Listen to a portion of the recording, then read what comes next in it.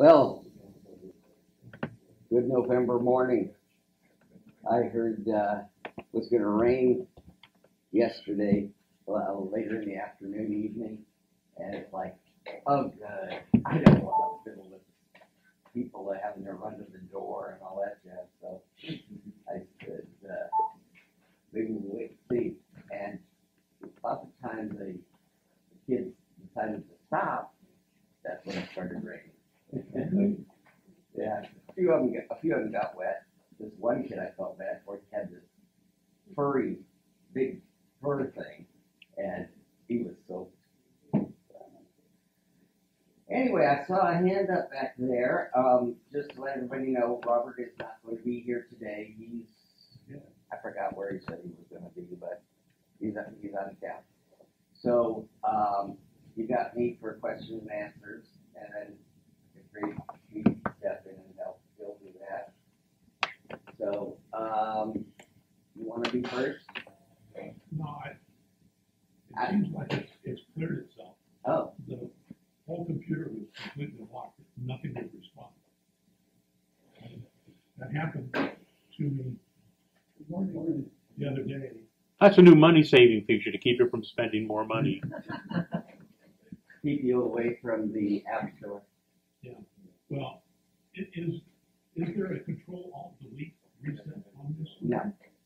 No, there on some of the MacBooks, there's a thing called Control, Command, Power, Release, and Restart. It's what we used to do in the Apple IIs.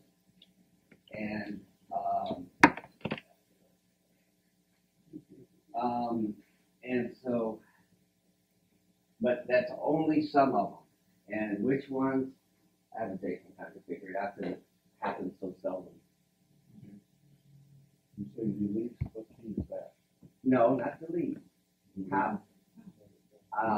Control, Command, and then Power. Oh, So you go like this on the Power key. You have to hold the other ones down, but then you hit the Power key and like a reboot. Yeah, that's a reboot on some of them. That was something held over from the Apple II days. And I kind of like it because I hate having to, when you got the thing locked up, to take and hold the power button in until it shuts off and then start it over again. It's just, that was much easier. There was one advantage to my G3, or G4, and that is, if I want to do a restart, I just put it up to the recorder up there and pull it down to where it says restart. Click the mouse. Yeah, but what they're talking about is if you can't move the mouse. Oh, yeah. On yours, Corky, you can. There's a button on the faceplate that's reset. So when you go home, you look at on the faceplate of the G4. So, let's see. We gotta find a place for this gentleman. There's one right there. And then we got folding chairs up here in the front too. So. Okay. I have a question about driving an external monitor with a little dongle that comes out of the display port, mini display port into a PTA. Right. It worked great on my old MacBook Pro about 7 or 8 years old. And I got a newer MacBook Pro where that port is in fact now a combination display port and Thunderbolt using the same dongle. I'm driving an external monitor at 1600 by 1200. And when it first comes up, it's got a lot of jitter and and stuff. So I downgrade that external display to only 1200 by 1080. And it works fine. It works fine. Yeah. Then I could go back and do 1600 by 1200, and that works fine. But when it first comes up, it jiggles and twists. Well, the thing is that these ones that'll do a greater resolution, they are not made for most monitors. You know, it'll work usually with the LCD monitors, Apple's LCD monitors, but other than that, and I really wonder if you need, but you got a new MacBook, right? MacBook Well, it's Pro. like 3 years old. Okay, but it has the Thunderbolt versus display. the thing is that, how many people really need 1600 by? I do. You do. Yeah, He's I have a beautiful Samsung, 21.3-inch monitor. LCD? Yeah, LCD, and they're dirt cheap, you get it for $100. I know. put two of them side by side, and, you know, God, I have 3,200 pixels by 1,200. And how do you drive the second one? With a dongle that ties into your USB. USB. Yeah. Yeah, I find those things now real cheap, and I had bought a couple of them back when they were like $50, and I had yet to try them. Oh, they work great. Yeah. So. But anyway, my mystery is why did going back to the VGA dongle, why did it work so great on my old 8-year-old MacBook Pro, and now that I've got this DisplayPort / Thunderbolt port, it misbehaves. It just probably is, you know, have you let it just sit there for a while before? Yeah. Okay, and It won't cure it itself. won't cure itself. Yeah. That's really a good question, but you found the workaround, and basically, it's not getting what it's expecting, kind of a thing. So, oh,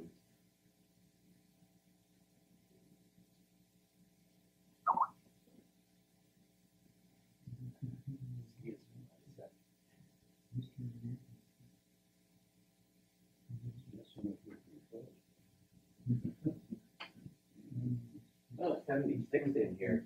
Yeah. Right. Okay, I saw some other hands up. Yes. Were you ever able to find out any more about why some of us don't see all of the OACC list messages? Yeah, I've been in that, and one of the biggest problems I have found is people don't let us know if they change email addresses. Yeah, but you said there was something that some of the ISPs were doing. Oh, Yahoo. Okay. Yahoo has a deal where if our server is sending something to Yahoo, Yahoo blocks it and says, "Oh, well, we only allow things to go to our members or our customers that are sent from a Yahoo server," and all this crazy crap. And they say, "You got to change your system." Well, it's like, no, we're not going to change our system. It's working, you know. So I have yet to get a hold of them too. They have a number to call, but get no response. It's weird because the only way one realizes that's going on is you'll sometimes see responses to postings that you never saw the original post, or Right. postings will not show up, but they'll be in the thread. Um, So I guess the only way to solve that problem is use a different ISP for OACC mail, that like I mean, Cox or something. yeah, most people have. I have no problem with Cox. The thing is that I get bounces, and I wish I didn't turn that on as an option, because everything that doesn't go right, or somebody is hacked either the server or someone's computer that posts, it will take and send me a bounce, and I get lists like that every day on my mail, Postmaster, and you go read it, and it, OACC announced at blah blah blah blah blah blah blah France or something like that. So something's going on. I gotta talk to the guy that knows more about that than I do. But and it's really funny. I wish I knew how to read the things, because you can figure it out. And there are links in there, like that's how I found out about the Yahoo. Was there was a link, so I clicked on it, and it said it gave you the whole story. I should have taken a screenshot of it or posted it. But basically, it told me, basically that we're not going to forward it or send it to our user, because we can't verify where it's coming from and all that stuff, and it's been coming from the same place for years. So if you have, and I've told somebody else that hasn't renewed their membership and stuff, by 1st of January, I want everybody to make sure that you send to steve@oacc.org, or you can do listmom08, but it's just easier, steve@oacc.org. Make sure I have what email address you want on our system, because people have changed and not told us and things like that, and then the thing gets all out of whack. And so, and I hate it when people say, well, I didn't receive this and I didn't receive that. I don't hate it, but it's another thing to have to solve. Okay, so if you want us, if we want to change the mail address we're using, should we just send it to steve@oacc.org Yeah. and say, change my email address from This this to this, right? And that would help out some of that traffic. Yeah, Cory. So one problem I'm having, and maybe everybody else is, I don't know, but close to half of the emails I get on the OACC list say board, and somebody has nothing to do with the club. Just, and I figured it's just somehow coming through the server, through our OACC list. And it comes to board. It says board, and then the message. Probably is OACC just 08 or stuff. board. There's nothing to do with the computers and Star or anything else. Okay. Or the OACC, I mean, it's just. Okay. Well, that's part of this thing that I want to work with Greg on and try and find a solution to. In the meantime, just make sure you mark it junk Well, in your mail program. But that means it's gonna junk everything from the board, including stuff from you guys. No, everything from. I haven't sent out anything to the board in a hell of a long time. Okay. But the thing is that if you say it's junk, after so many times, is basically it will learn that you think that is junk. Well, since my email is personal, before I download it from my Mac, and on the Mac I can say it's junk. Because on the Earthlink, you're only allowed 200 names on your junk list. Well, it took only 2 or 3 days to fill that up. Mm-hmm. And one of the things I've asked them to do, which they never have done. So how do you get your mail, Court? Well, it comes in on Earthlink, and I just kind of scan through it right quick. and Yeah, then but how do download you it get the to Mac. scan through it? What do you I just bring it up on the screen. In the mail program or Safari? in the web utility? Well, it's on the web, it's not on the. Okay, so you're Okay, so now the Mac has no control whatsoever, no matter what you do on the Mac, has no bearing on what you're doing on the website. I just scanned through it, and the problem is I don't always see these when I'm scanning it off on the server. But it's after I download it to the Mac that I get this long list. and you download it onto the Mac. How? I just log on to my email, open my email application. That's on And say get mail. that's on Safari. Yeah. Okay, and just like Greg said, if you're accessing your mail through webmail, Mhm. all the benefits of the mail program are not used. They're unrelated. Okay, I know. The mail program's just a display utility on your computer. I don't, if I see those things on my list when I'm online, I just delete it. You're making double work for yourself. You're checking it out at the web level first, and then you're bothering to go back to the Mac mail Well, I after the used to fact. do that. Why bother? Why don't you just do it all at the Mac mail side and ignore the web I utility? used to do that, but then a few times there were messages that people say, what happened? And I went to check it, it never came through. So then when I started looking, I ran across some that I see it on the server, but it wouldn't show up on the Mac. It just disappeared. It's And really, that's why I started at least scanning through. I don't read them, I just scan through. like Greg said, If there's something that looks like maybe I need to read it right now instead of after Yeah. I download it, then I do. you're doing double work. So you gotta decide, you wanna read the email on the,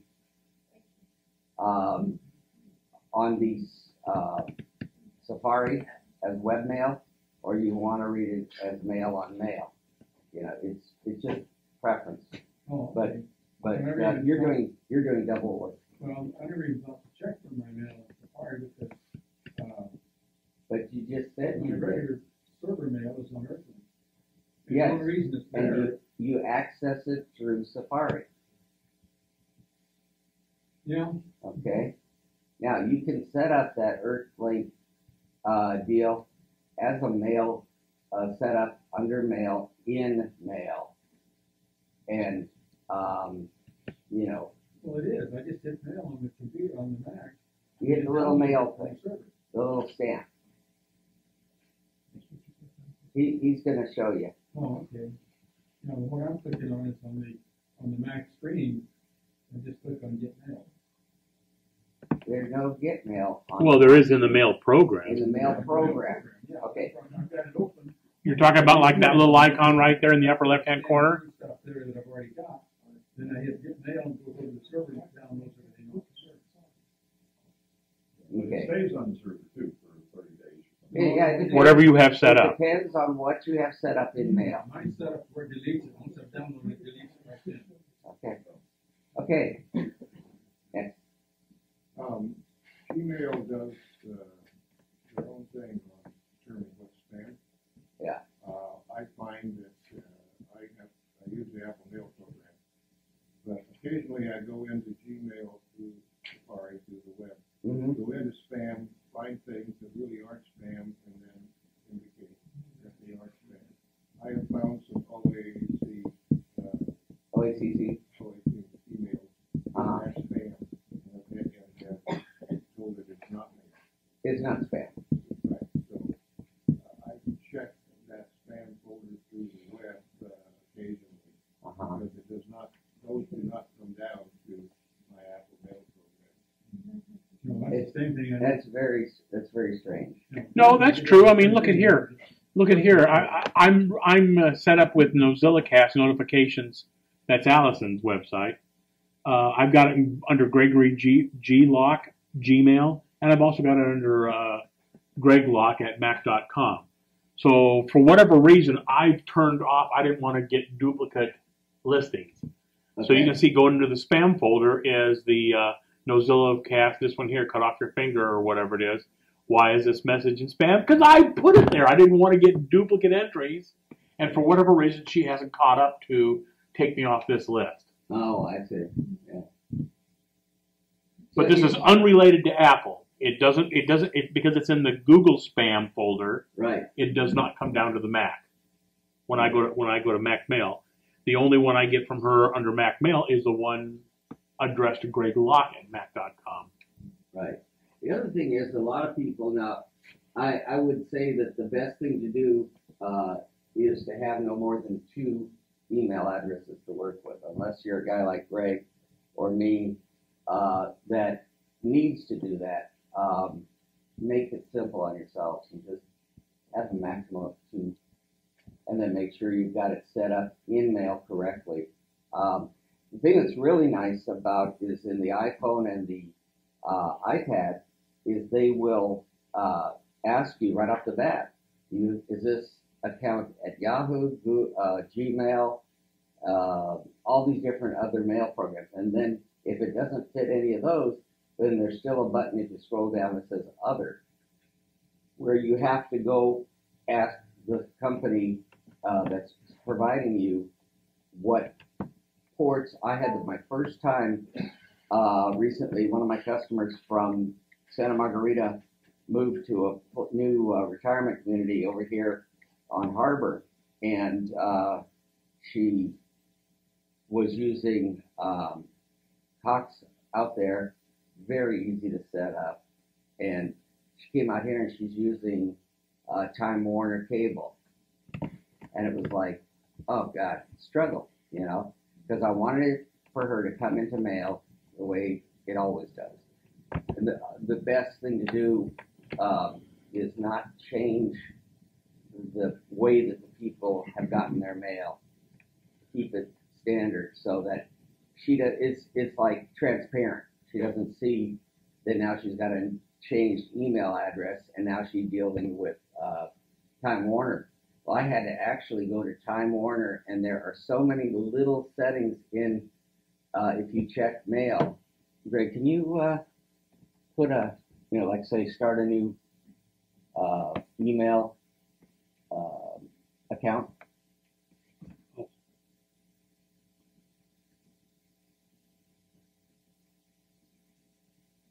Okay. So basically, oh, it does it on here too. Okay. So you've got your chance to pick which one you want and then add other mail account.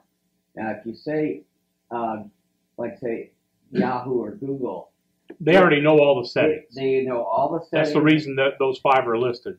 And all the, you have ports, you have SSL, which is secure socket layer, and SMTP, IC. all these different things that you've got to know and put in.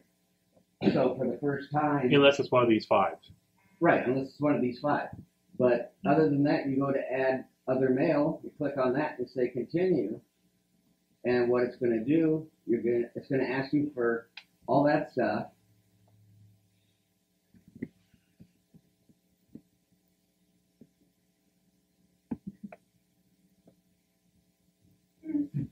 Okay, and you have to put in a password, and it'll probably say, There is no crap. There's Well, no crap. that'd be funny if it finds one. that is. And basically, it contacts the server, and it checks to see, does this person have an account on trap.com? And Usually what you'd need to do is you'd need to go to that site directly, if there was a crap.com, and you would look up how to get their mail settings, whether it's SMTP or I forget or whether it's POP or IMAP. IMAP, a lot of the places now are changing. Cox used to always be POP. POP. Everybody's slowly changing over to IMAP. IMAP. And so you just got to know all these things. Well, what I do on my iPhone is in Notes I have a list of all the settings and little ports and everything for Laguna Woods Village, Leisure World. And then now I've started a second one for Time Warner because I've never had anybody from Time Warner. All of a sudden, I've got 2 now, 2 people. So I have to know what the settings are and keep them handy because it really gets really a nightmare. You can receive, but you can't send, and back and forth. And like I said, the SSL, you got to see. There's one. Yeah. Now, in the last 2 or 3 operating systems, I forget when they started, I think with Lion, they added in system preferences internet accounts. And there's a little bit more choices in here. So as you can see, is if I'm setting up a Twitter account for the very first time, rather than going to a web-based utility and going to twitter.com, or the same thing if I'm going to Facebook or LinkedIn for the very first time, I can actually click on whatever that option happens to be in here. And that'll walk me through. If there's a LinkedIn mail utility, I'll get it right from here. It'll be automatically added to my mail program. That's a convenience feature that Apple added about 3 operating systems back, is under system preferences what they call internet accounts. And the advantage is, let's say as an example, I click over here on Flickr. I don't happen to have a Flickr account, but if I set up a Flickr account, if Flickr provides email, I'll be asked the question, do I want to be added to Flickr's email? Do I want that to be added to my mail program, that particular account? So this will track all that information of any generic internet accounts that exist out there. So that's kind of a convenience feature that Apple added. So you wouldn't have to go into Flickr and register as an account at Flickr and then go into Mail and set up an email account for Flickr. This internet account utility built into system preferences will do all that for you. Greg, now I've gone to places where they say log in with your Yahoo. Log in with Because they've worked out an agreement with them, and that's true of Twitter Like and that's true of Facebook. Facebook as well. Yeah. Certain accounts are certain websites are trusting, for lack of another word, Yeah. trusting the internet access points that Flickr, or not Flickr, but that Facebook or Twitter might offer, and so you can use their login, and that's what it uses to verify you. Okay, but That's all. That's all that is. do those companies then have access to your Facebook account? That's the thing. What I've read, they only have access to the. They're sending out a process to get the authorization to come back and say, yeah, you are a real person. Oh, okay. That's my understanding. Now, I believe, like anybody else does, like Leo Laporte says, Who can you trust? if it's on the internet, somebody has access to it regardless. Yeah. So bear that in mind. That's, Stop doing the selfies if you're worried about that. yeah. You know, unless you're doing funny ones. You know, or And then, just be aware that that could happen regardless. and You know. here's something else too. If you're, yeah, and I got to send an email out today for voting in the people in Aliso Viejo because our illustrious mayor decided he would get a hold of the city's email list for people who have asked to be on a email list to be informed of any newsletters or anything else. He decided to appropriate, or as I say, misappropriate that list and send out re-election notices to people saying, hey, we're running again, vote for us. And they've been on city council for like 20 years now. And so what he did was unethical, and he was called on it, and he goes and apologizes. I'm sorry, and all this big article in the newspaper. And so you got to remember that whatever you send out, if you need to talk with someone, sometimes the old telephone's the best way, because there is no record of that conversation. There is no deal where there might be something will come up in the future and bite you on the ass, because that's what will happen if that is floating around. And that's what these kids, they talk about on the news, that kids are putting up pictures of themselves or other little things. And what happens is they don't realize that once it's there, within seconds, somebody else can see it, and they can go post it somewhere else, and it's a snowball effect. And once it's out there, you cannot get it back. That was like that movie, Sex Tapes, that was, yeah, that's pretty funny. that was real one, where accidentally, instead of doing one thing, he did another, and it ended up sending it out. Well, in the movie Sex Tape, he made it even worse, because the Jason Segel character gets every new iPad that comes out, he gets a new iPad, and then he gives the old iPads away. So him and his wife, trying to rekindle romance, had videotaped themselves in all the Kama Sutra positions using the built-in video camera on his iPad, and without realizing, he gave that iPad to somebody else. But plus it also automatically got shared to his iCloud account or whatever, and he never bothered to change that on any of the iPads. So now everybody that had a hand-me-down iPad from Jason Segel, that for convenience, before they had family sharing, he had left his iCloud account on there so they could all use his music. He had his heart in the right spot. Also had access to that porn video that him and his wife had shot. So you got to be careful. And if you don't want something traceable, use a telephone. Now, take a quick look here while we're... Pardon me? Face to face is the only thing that's... Well, that's true. And that doesn't mean anything anymore That either. doesn't mean anything either, but the thing is most of the time. I listened to Bill Handel in the morning driving to work, and yesterday a couple of his people dressed up in costumes, and they said, well, you did offer money for us to dress up in costumes. No, I never said that. And he goes, yeah, you did. We were out in the hall or whatever it is, and you said that. And he goes, gee, it's too bad somebody hasn't got a recording. By golly, they found one. Somewhere along the line, somebody had an open mic in one of the rooms at the studio, and they were able to amplify it up a knife, and you could hear him saying, yeah, I'll offer 300, 200, and 100 for the first, second, and third position. And so they capitulated yesterday. He's going to donate the money to charity, which was fine. But he said, boy, it's getting to a point where you can't go anywhere and say anything that somebody might have a copy of it. Read your lips if it's on a camera or whatever, Yeah, it's really crazy. Just be aware of it, that's all. I had a deal happen the other day, or yesterday and today, where my brother likes to text me, and it's like, okay, back and forth 3 times, I finally say, the hell with this.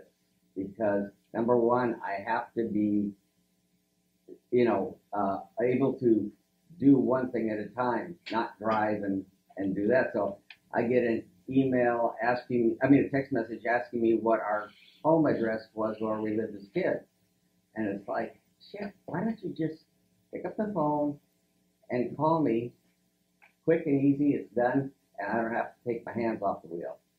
And Well, at the same time, he's got a hard copy too when you send back the reply. That's right. So there is something to be said for Right. that.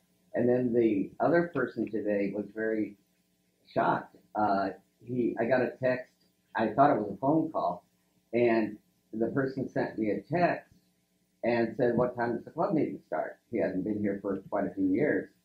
And it's like, I'm driving down the toll road at 70 miles an hour. How am I going to respond to him? And then I remembered, how many people have iOS 8 in their iPhone? Okay.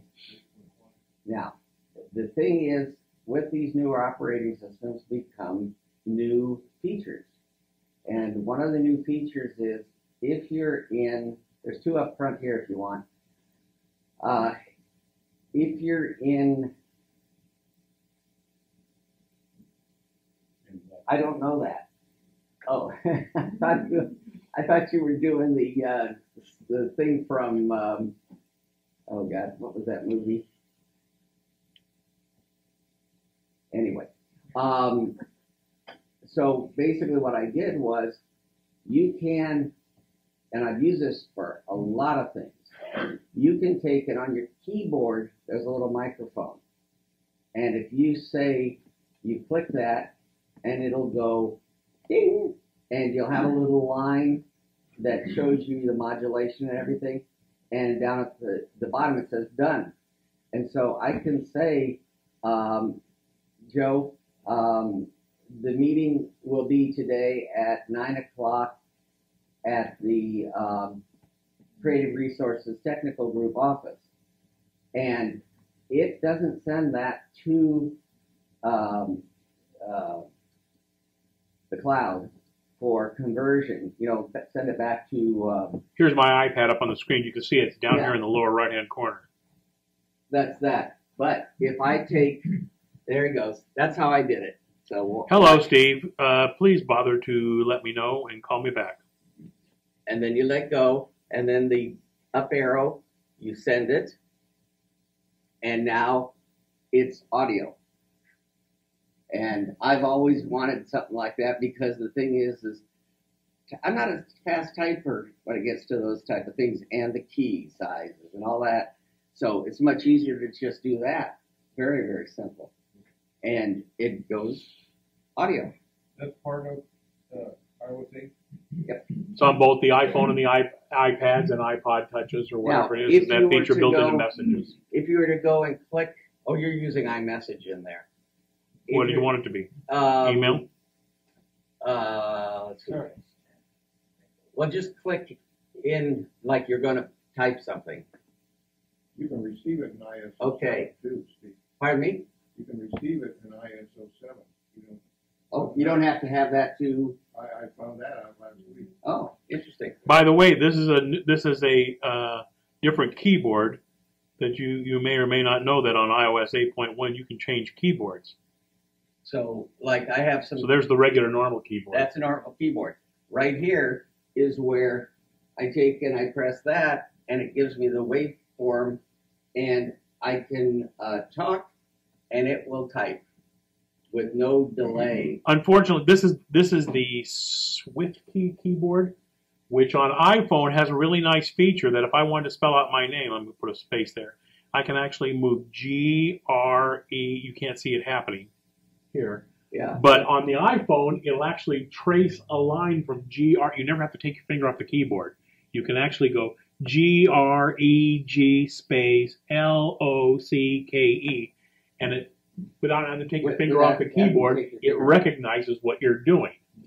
Unfortunately, that feature doesn't work yet on the iPad version. They haven't gotten that bug worked out yet. Well, when I go over to Laguna Woods or Leisure World, as I like to call it, and I'm teaching iPad and iPhone there, and we take and we have the keyboards. This little thing here the world, go ahead and touch that, Greg. So where it shows, shows you the list. Okay, now, you've got SwiftKey, which he was showing you. Emoji is Let's look at faces that, and yeah. characters and little things, but it only works if you're sending it to a person who you're sending it to can read that. Like these things, yeah. Yeah, it won't go across regular SMS messages. Right. So like if I try and post that on Facebook, it comes up with a square or something like that. World. Go back to world. Thank you. And GIF. Oh yeah, this That okay. one's not working. I don't have that turned on here. Yeah. And then go one more. To world. Okay, they got clips, they got GIF. Oh, there's hundreds of them out there already. English, but the one that is now becoming very, very popular at Laguna Woods Village is Chinese, Korean, Japanese, and you type in those. Yeah, the Apple's had that capability for Yeah, a while. but I mean, But all you for gotta third-party keyboards like this SwiftKey keyboard, and this bar that you see across the top, where it says the and the I and on, that's what Apple calls predictive. And so when you look at it, let me get back to the regular Apple keyboard. Come on, one more. When you get to the Apple keyboard, as I type, right up here in the darker gray, it basically what we used to call it back in the Apple II days. I kept the database on. see, it already knows I'm going to be typing in Greg Locke. Yeah. So it is Based on experience. We used to call it clairvoyant, where basically it tried to pre-think what you were thinking. So if I went and said this person lives in Long Beach, okay, I type long, it fills in beach, and if I don't want to use that, I just keep typing to whatever else has long in the beginning. And so this now that they've got Now, it, see right there, there's a lot of things. See right there, I've typed in heel, or that's what it's picking up. The center one is the one that it picks up as a rule. But if I want it to be hello, I just touch that one there, and I've got That's the word it. hello. Yeah. So that's really handy. I use that quite a bit because it's pretty. See, it's already instant. SPI. It's already figured out I'm probably going to be talking to Spiegel. Yeah. So And all I got to do is just touch Spiegel. and it fills it in. So that's a big time saver once you get. It takes a while getting used to it. Yeah. Yeah. The question for the little microphone. Yeah. This is on the iPhone, right? Both of them. Oh, okay, all right.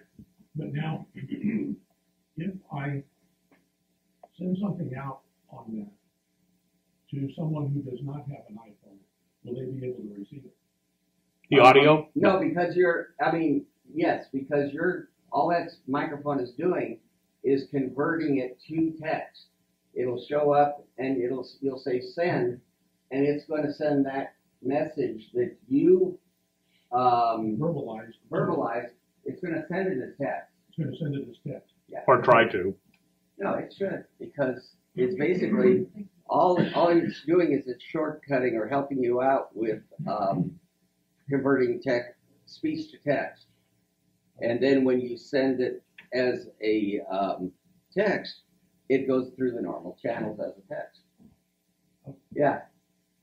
Next question, because you've already just met.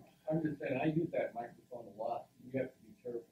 You have to reread it. Oh, yes. Oh, yes. It Well, takes on a mind of its own. Let me back up with one thing.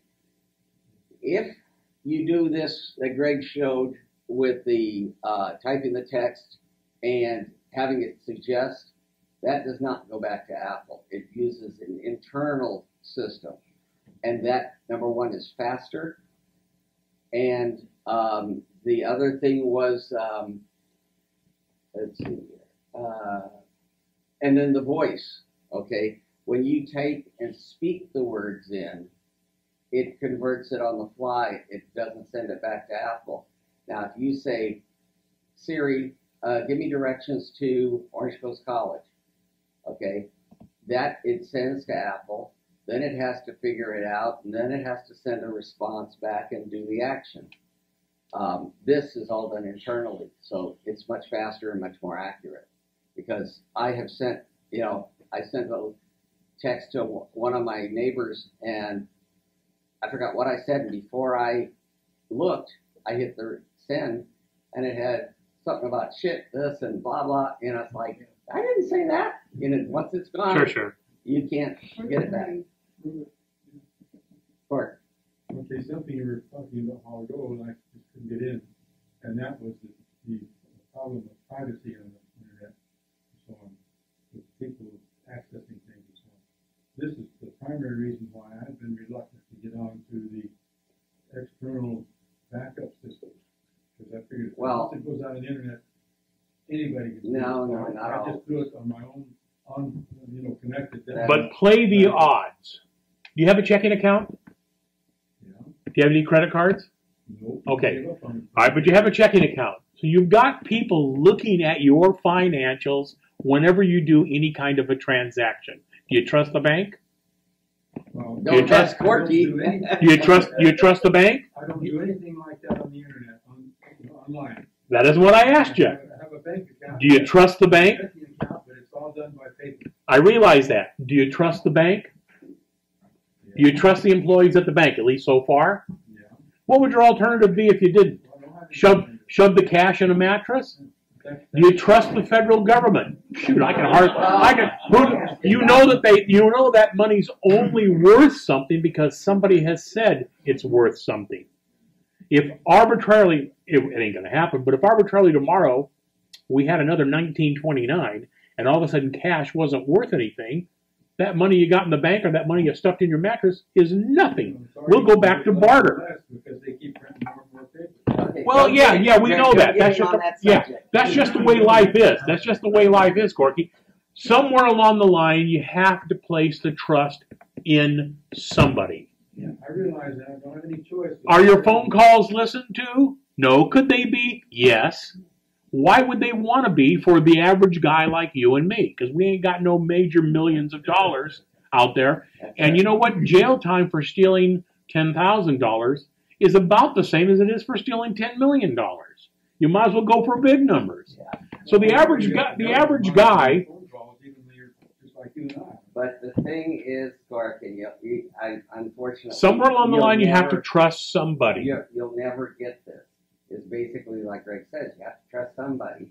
And the thing is you got to also look at the fact, why would somebody go look at Joanne's personal information? She's just a person. She's not a corporate. Unless it's done by mistake, Yeah. there has to be an ulterior motive for somebody to want to go after an individual. Either they've screwed them somewhere along the line, financially, physically, mentally, whatever, or they represent something that's worth something to them to go after. Now, mistakes happen. That's going to happen regardless. But for somebody to have an ulterior motive to go after a bank or to go after this or go after that or whatever it is, It's all financial. it's like Steve said. I'd say 99.99999% of it's because they can get something out of it. Yeah, but the whole part of this is my lack of trust on the internet. So Well, when I You have a choice. It's called don't use it. yeah. You have a choice. Well, I used to on my emails. I Well, wouldn't read them online. I would download them and then disconnect from the internet. yeah. Read my email. But We- now then, We've so gone many of through the this. messages have attachments that are. And don't open them. You don't have any choice. You can't. Yes, you can. You can't read them unless you're connected. You have a big plus in the fact that number one, you have a Macintosh, which the vulnerability on a Macintosh is 1/1000th of what it is on the PC world. It's even now more prevalent on a Linux machine than it is on a Macintosh. Now, the Macintosh is getting bigger and bigger. Every time you turn around, it's getting bigger and bigger. And But- Samsung's getting, I heard in the newspaper, they're down 60%. Wait a minute, I got something really funny. Was it Jimmy Kimmel said the other night, Tim Cook came out and said that he was gay.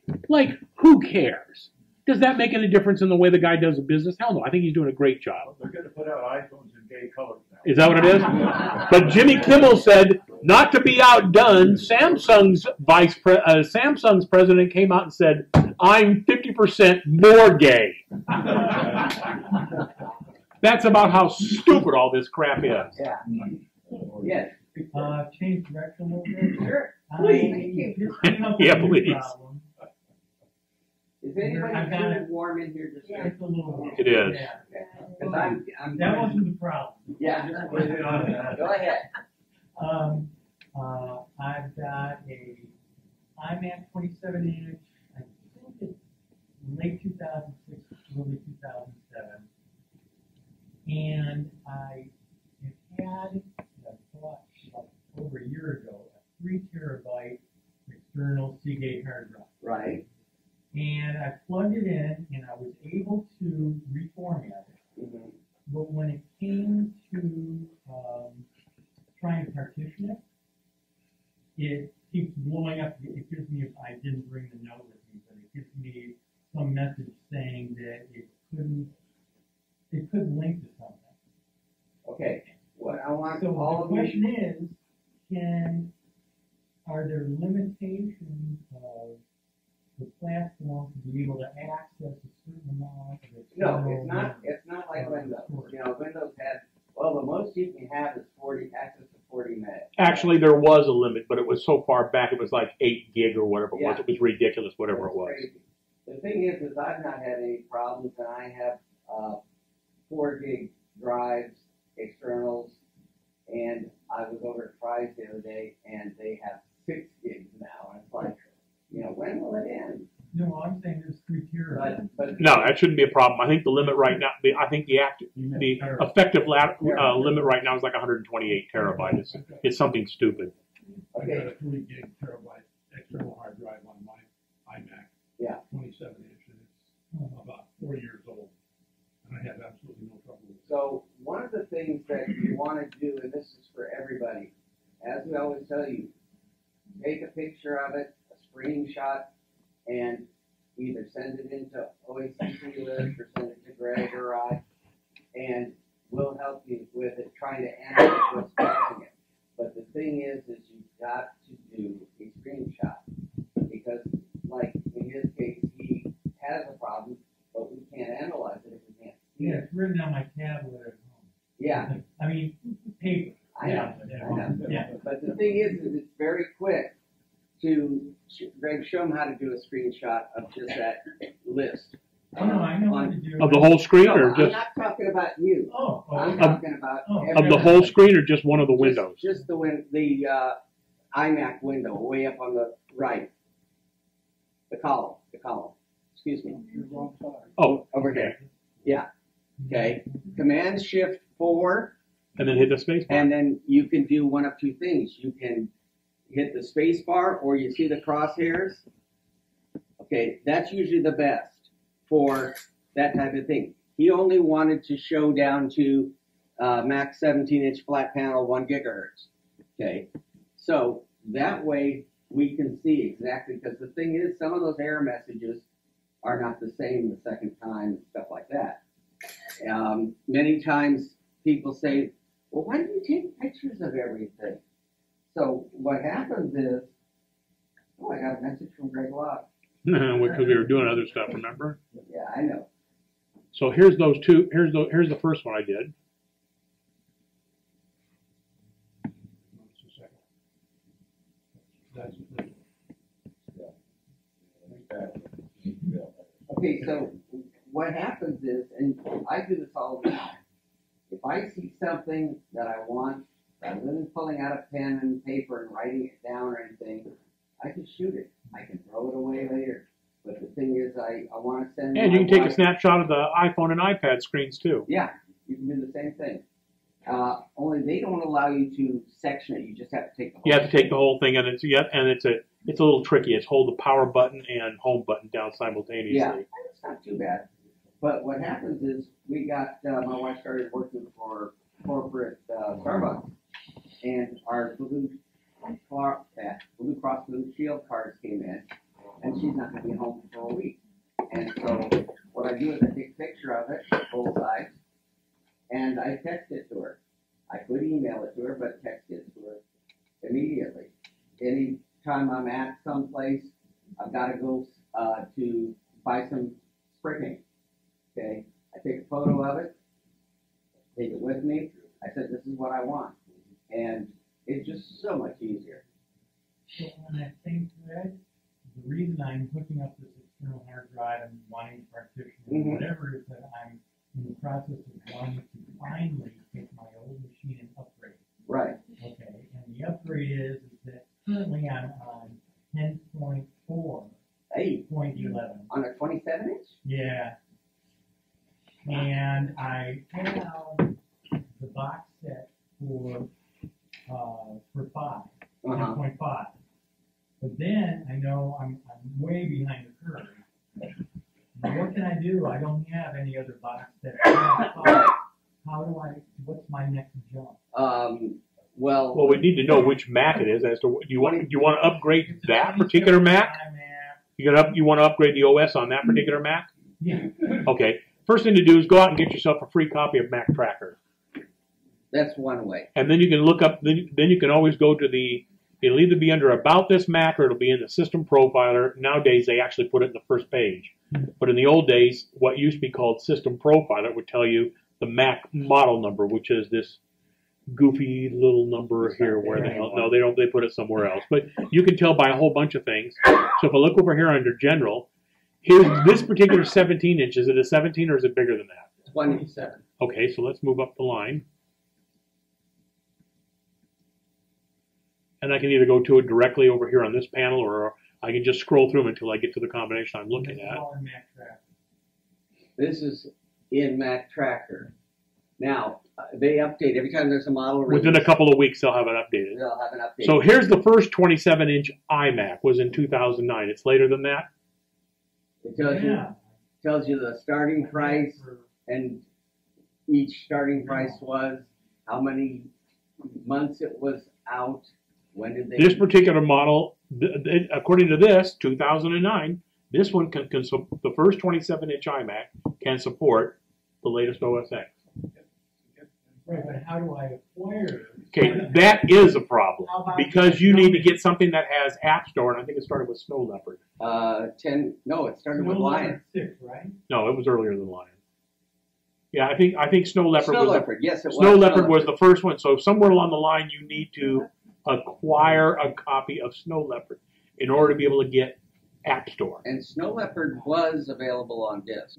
It now works on the iPad and the iPhone. When you want to see the extras, it streams that down. Well, logically, it makes sense, because first off, they're not loading up the 4 gig movie on your computer with another 2 gigs worth of crap that you'll probably watch once, maybe twice. I know that's the way I am on the DVDs that I have.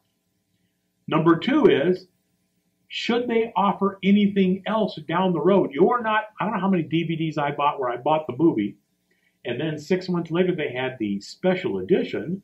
So I bought that version because I wanted all the extra crap. That's what a fanatic I was. And then a year or two later, they had the 25th anniversary special edition. And magically, they found more footage to be able to put on that DVD and resell it to me for the 3rd time. And because I was such a fanatic about it, I bought it. The deal with Apple is, if it's available, they're just going to include it in the iTunes Extra. So all of a sudden, you may get an email, if you're on that list, that, oh, by the way, there's new crap in the iTunes Extra. Go ahead and check that out. Yeah. So you're always getting the most current. Now, that's one feature I like about iTunes Extra. So I give serious consideration to buying every movie with iTunes Extra, because I'm getting all that stuff. Number 2, they're starting to do movie bundles. So let's say, as an example, I want the Mission Impossible series. I have them myself on Laserdisc, at least up to the 3rd movie. I didn't get Ghost Protocol. All of a sudden now, Ghost Protocol's been out for 2 years or whatever it is, and Apple for 1 week, they'll bundle Mission Impossible 1, 2, 3, and 4 for $40. I couldn't buy one DVD even though they're blowing them out. And remember, these are Blu-ray quality. If they can get them, they're Blu-ray quality. For $40, shoot, that's a deal. So I've now gotten myself into pretty much any overtime I was able to get. I don't get it anymore. For my habit, it's just as bad as a habit as far as I'm concerned. I'm up to about 1,800 movies, and I'll bet 400 or 500 of them now are legit iMovie purchases because they've come down so low in price. I had my son, I got this deal, and you're seeing more and more of these drives out there. They're called NAS drives, Network Accessible Server. And basically what happened is I was at Costco one time and I've never seen it again. It's just, it's one of those luck of the draw things. And they were blowing out 2 terabyte Western Digital NAS drives for $79. Now the lowest I've seen them now is 149 or something like that. And there was 3, and all that was wrong was, you know how they put them in those bubble packs and everything? Well, somebody had bent the top of it over or something like that. So I grabbed all 4 of them, set one up, and basically took and gave my son a job. I said, take all our DVDs and convert them and load them. And that way we can access it with our Apple TV. We can do it from our computer. The best thing I like is we can be somewhere else with our iPad. And let's say the people have Apple TV at their house. I can go from the iPad, sync it to the Apple TV so it will stream from the iPad to the TV, and then I go access my library, which is sitting at home, over the internet. And we can watch a certain, oh, do you have this? Oh, yeah, I got that movie, and play it. So it's just phenomenal what we're doing. Not everybody's as into it as Greg is, but I mean, well, Greg comes up with some of the best trivia about old shows. I mean, he really is into this. I'm a frustrated director. What can I tell you? Yeah. See here I don't have my iTunes drive. You all know I've got 3 2-terabyte drives that are almost full with me, and I didn't bring them with me today. But I'm looking at my iPad here, which I just got, and so I'm looking at my video collection. This is ones I've gotten from iTunes. So these are from iTunes. Okay, but I got a question, Greg. Yes. See the little cloud at the bottom? That means I don't have it locally. I would have to download it. I Now, I can do one of 2 things. I can either download it to watch later when I don't have internet connection, or if I wanted to see like the movie Escape right here and just touch that and go ahead and go into see it's got the cloud up there in the upper right. If I want to download it, there I am downloading it. Okay, that's what. But if I click the play button, it'll play. It'll take a few minutes for it to few moments for it to stream, and I have to have enough bandwidth to be able to pull that off, which may or may not exist here. Yeah. But all of a sudden it'll start playing. So if I don't want to keep a local copy on this machine, I can. But that's what that is. Well, I had a niece whose hard drive went bad in her. So you can see like here, look at Batman The Dark Knight. This is the second of the Christian Bale ones. Notice there's no cloud on this one. Yeah. Why? Because I have that locally. So you have that one. Now, the thing is connected display is not authorized. Yeah, it wants to. Oh, well. Anyway. Because I haven't bothered to set up training here. It wants to make sure that it's really me. But the thing is on hers, I went and I wanted to see what music she had, because she had, when it came up with these little boxes, and they all had the cloud with the down blue arrow, which means you have to download it or re-download it. So normally your music that you take off of a CD is stored on the computer in your user folder, your home folder, your iTunes music folder, music. And you can take one of those and copy it out just as a standard file. Well, if you go to look for any of these ones that have the cloud with the down arrow, that means they don't exist on that computer. You have access to them, and this is how they do it. Yeah, but there's ways to get around that. Like if I didn't want to download these, what I would do is I would connect it up at home, and I would literally check movie A, C, D, Q, and sync it to this machine, and that's how I would get them over there. Yeah. And the same thing with the music if I want to do that. Yeah. So the whole idea is I don't want to carry 2 gigs. I don't want to have to buy an iPad with 2 gigs of storage. This is 128 gigs in here. With 2 terabytes of storage, just be able to carry a movie collection around that I'm going to watch 1 or 2 a week on. It's easier for me to stream them or preload it up ahead of time if I'm going to go somewhere. Whatever happens to be. We got.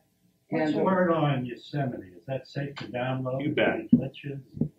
Yeah. Now, Eileen has a problem that she brought with her today, but no problems today. In most cases, Greg and I have gone through and talked to other people also, because we're different sites that we listen to. The minute that iOS 8.0.1 came out, I was spreading the news to everybody. Don't download it. Well, luckily it was only available to download for about 3 hours. Yeah. And Apple so pulled it. the thing is wait till you hear from a friend, associate, club member that has done it. And as we tell people numerous times, you don't have to be the first person to get it. Bleeding edge, as I like to refer to it. Yeah, bleeding edge. But the thing is you don't have to be the first. Wait a week. Well, Stuart, you've been on Yosemite pretty seriously since about May or June, right? Yeah. Yeah. And I did too. I mean, I signed up for the developer version. I hadn't gotten approval yet, so I went and got an acquired copy to play with it. And I had a dual boot set up here. In fact, I demonstrated it back in June or whatever it was. And but once it became legit, I went ahead and have gone with it.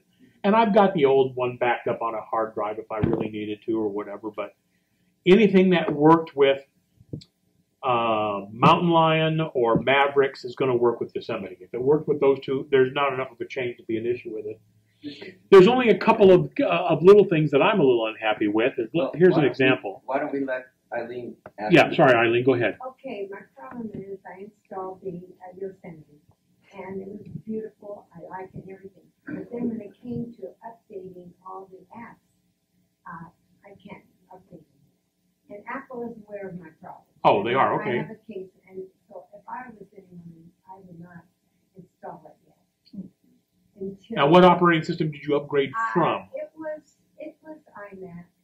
Well, no. What operating system were you running before? Mountain Lion, Mavericks, Mountain Lion? So you jumped 2 operating systems. Yes, but that's not the problem. The problem was, I think the bundle was not included in my original purchase. Is Microsoft Office here? No, the iLife. So they went ahead, Apple Store the other day, they went ahead and put iPhoto in, because I use it all the time. Mhm. And now I'm waiting on this case number. They said they'd get back to me in 72 hours. So, the time is on. That's a rare one. Another That's- application. That's very strange that Apple. But those are Apple's own- I had iMovie, Yeah, I like. Yeah, iLife. right, which they include now on new machines or Yes, whatever. see, But mine wasn't included. Mine came as Oh, yours, what, you bought it recently? Oh, no, they used to have to Oh, buy that separately. That's right. that's But the if problem. it was. Still should have on been the- smart enough to have figured that out. Yeah, by Yeah. now. You have an answer?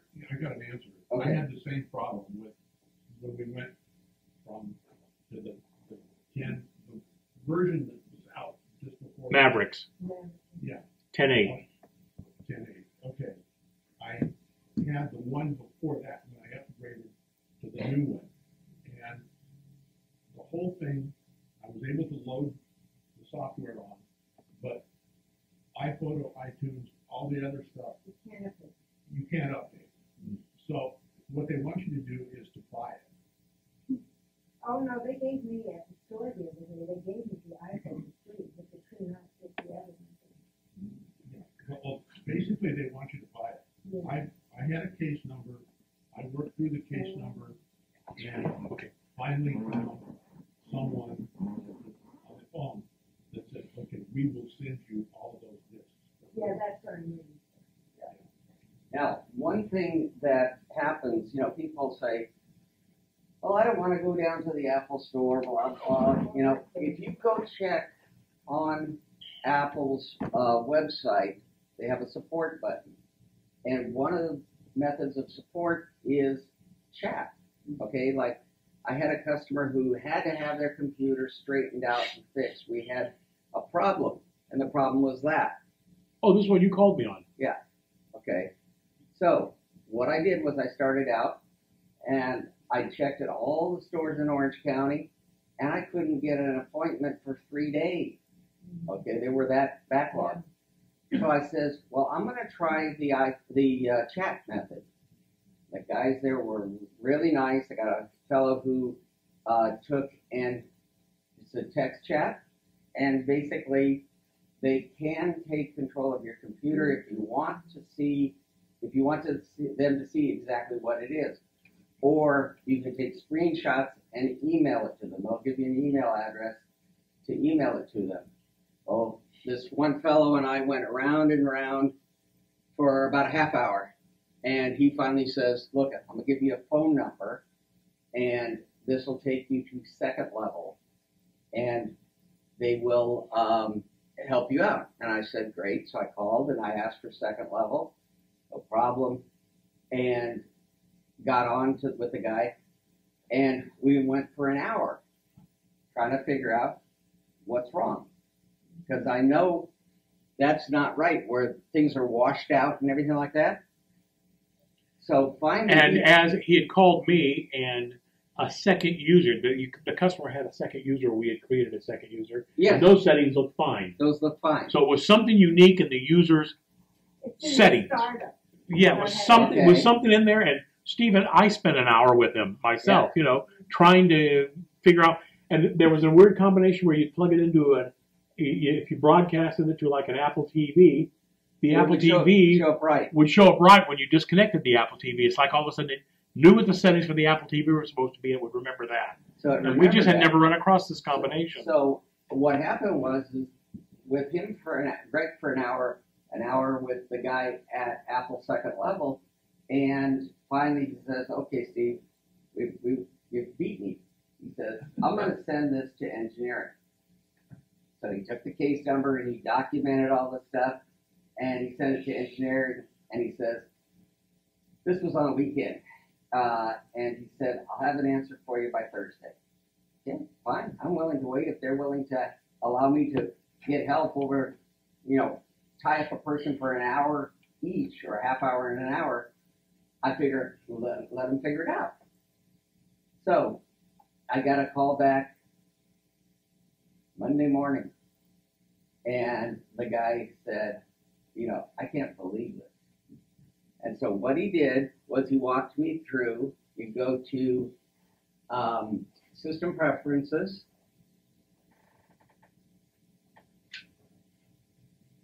And see how washed out it looks? Wait a second, Greg. Oh, sorry. Yeah. Okay. So normally, anything to do with the screen, I would go to Displays. Go hit Displays. The interesting thing is it didn't affect the menu. Which menu? It doesn't hardly affect this up. I mean, it does. Oh, yeah, it does. And so we looked on Optimize for this and all these different settings. Finally, the guy says, okay, I got the answer. Close window. And he says, accessibility. Now, accessibility used to be... For handicap. Yeah, but it was called something else. Invert colors and... Okay, so you go to accessibility. Now, accessibility has all these different options for people with disabilities. Maybe I tried this with a customer the other day over at Leisure World. He was having trouble reading. I says, what would it be like if I inverted the colors for you? Okay, white on black. And it's top there. Okay, now can you read the white on black better and all that stuff? But that's not the problem. See where it says display contrast? That's where it was set. It took 3 people, actually 4 people. Counting me, Yeah, that's what I meant. because I had never run across that one To before. We knew it get was this. something unique in the user. The it bottom was- line is we could have created a brand new dummy user and let them, but Yeah, that was but the lame. thing is Greg and I don't work that way. We want to know the problem, and we're not Stuart's probably the same way. We don't want to give up and just, No, because this could happen again. We want to have an answer and the we next want to have time. an answer now. So, And the frustration, it's very, very often a very simple fix, but if you don't know that very yeah, I went around and the guys at Apple went around for an hour and a half. It's really weird. Did you try to Google that problem? There's a lot of stuff out there on that. I don't. Yeah, I did. don't I did after the yes, you fact, did. but I couldn't I find remember it. you told me. Yeah, I couldn't find anything Yeah. that made it as lame as this. And I'll tell you one thing, and I can't stress this enough. If you're nowhere's, can't get a hold of one of us, or you sent it to the list and nobody's responded, Go Google it. Just take and go to Google, put in as short as Get the word Macintosh in there somewhere or Mac. Otherwise, short you'll be as looking at Windows possible and everything else. question. And maybe 5-6 words. And someone, somewhere, has had a problem with that. It's like, replacing the inside door panel on my Mercedes. Okay? The door arm was $45 over here at Fletcher, and it was $100 to take it apart and put the right one on and put it all back together. I went and did a search for that, replacing door panel on 2004 a C320, and somebody had it. Not only did they have it, they had it photo and steps like I used to make production manuals. Just do this. Here's what it looks like. Here, do this. So anything is available out there, even if it's not about computers. Yeah. I understand that when you do upgrade the system, and I learned this from a network administrator where I used to work in the school district, if you can, make a bootable clone before you update, and to your assembly or any system, and then after you've updated it, and everything looks like it's still, it's working beautifully, don't touch that clone for weeks until you are 100% sure. Yeah. Because the worst you can clone back. Yeah, I did that. I mean, I went ahead and used Carbon Copy Cloner has changed, Yeah. but Super Duper is still available that way. And but either of the two of them will let you for free. Although Carbon Copy Cloner now what they do is they give you like 2 weeks. Yeah. It used to be you could always clone forever. You could always just do a straight clone for free no matter what. Yeah. Now it's not. It's 2 weeks of first time use. I, But Super Duper, the other alternative, both of them will let you make a clone of your existing drive so that you can boot to that external drive. And boy, that's really a good idea before you do anything, just in case. I tell you, these prices on the hard drives are coming down, especially the little pocket drives, you know. Those things are down. A terabyte is Like $59 new, something like how much? that. 59. 59, usually 69 or something. You can check at Costco. That's what I used to tell people because I don't want to make a profit on something they can go out and get normally. So they just go over there and pick one up. And like Greg says, is you've got, and there was something you couldn't do with Super Duper that they changed, which really has helped. You had to boot from another drive to run Super Duper because you couldn't Super Duper on the boot drive because it wouldn't transfer over the system. Yeah, it does now. It Yeah, does. it does now. Yeah, it does now. And so get one of those, and like the Stuart said, take it before you do an install. Take and make a clone of that drive and just put it aside. It'll save you a hell of a lot of time if you have to have a problem and you have to recreate it. You'd have to go back and reinstall the history. It's just So Steve, what brands of these 2.5 Okay. drives do you like? now. Here's the thing. It's getting to be a real challenge because I read a analysis of the reliability. Now, being that I started back when hard drives were 5 megabytes. That's a long time. Back when hard drives were in stone, right? Yes, Chip it. that's it. Hard drives. That chiseled it. And basically, Seagate was having major problems. It was a design problem of the size of the heads and all that stuff. And we had what was called stiction, where the head was so finely polished and the hard disk the platter was highly polished. And when it stopped, it formed a suction. And to break that suction, either you'd have to get in there and spin start it, which you're not supposed to open, or you tap it real quick on something and break the suction so it can spin up. And so they got on our bad list. And that was all the way up to 100 megs or something. They had that problem, and then they solved it and moved on. In the meantime, Western Digital, my brother-in-law was involved in this here locally. Western Digital came out and bought another company's hard drive, and improved upon it and all this stuff. And I used to think that Western Digital was down at the bottom, as far as reliability. Well, this article says that basically it starts out with the best reliability is Western Digital, Seagate, and HGST, which is Hitachi IBM kind of thing. And so what happened was we find out that it's not always true. And the one thing you don't know is there are, I think, 4 or 5 different levels. If you go to Surprise, I saw this a couple of days ago, was they have different color drives. You've got a general, you've got a higher usage, more reliable on the way, and this one over here, whatever the color was, goes in TiVos and things like that are made to run 24 hours a day. And so it's just basically, I stick with either Seagate or Western Digital. And but the main thing is they're so cheap. Keep 2 backups. Bear in mind, it's mechanical, like anything, it can fail. It's not if it'll. So you know what the warranty means? The warranty means jack. Well, The warranty means they'll give you a replacement drive. And sometimes, like Western Digital had this deal where, here, go look at these hard drives, and for a little bit more, we can get you a bigger one, and give you credit for the other one. We don't want it back. They don't fix. It's not cost effective. People say, well, Steve, can't you fix the hard drive? I can get your data many times, but fixing something that's been bad once is asking for trouble.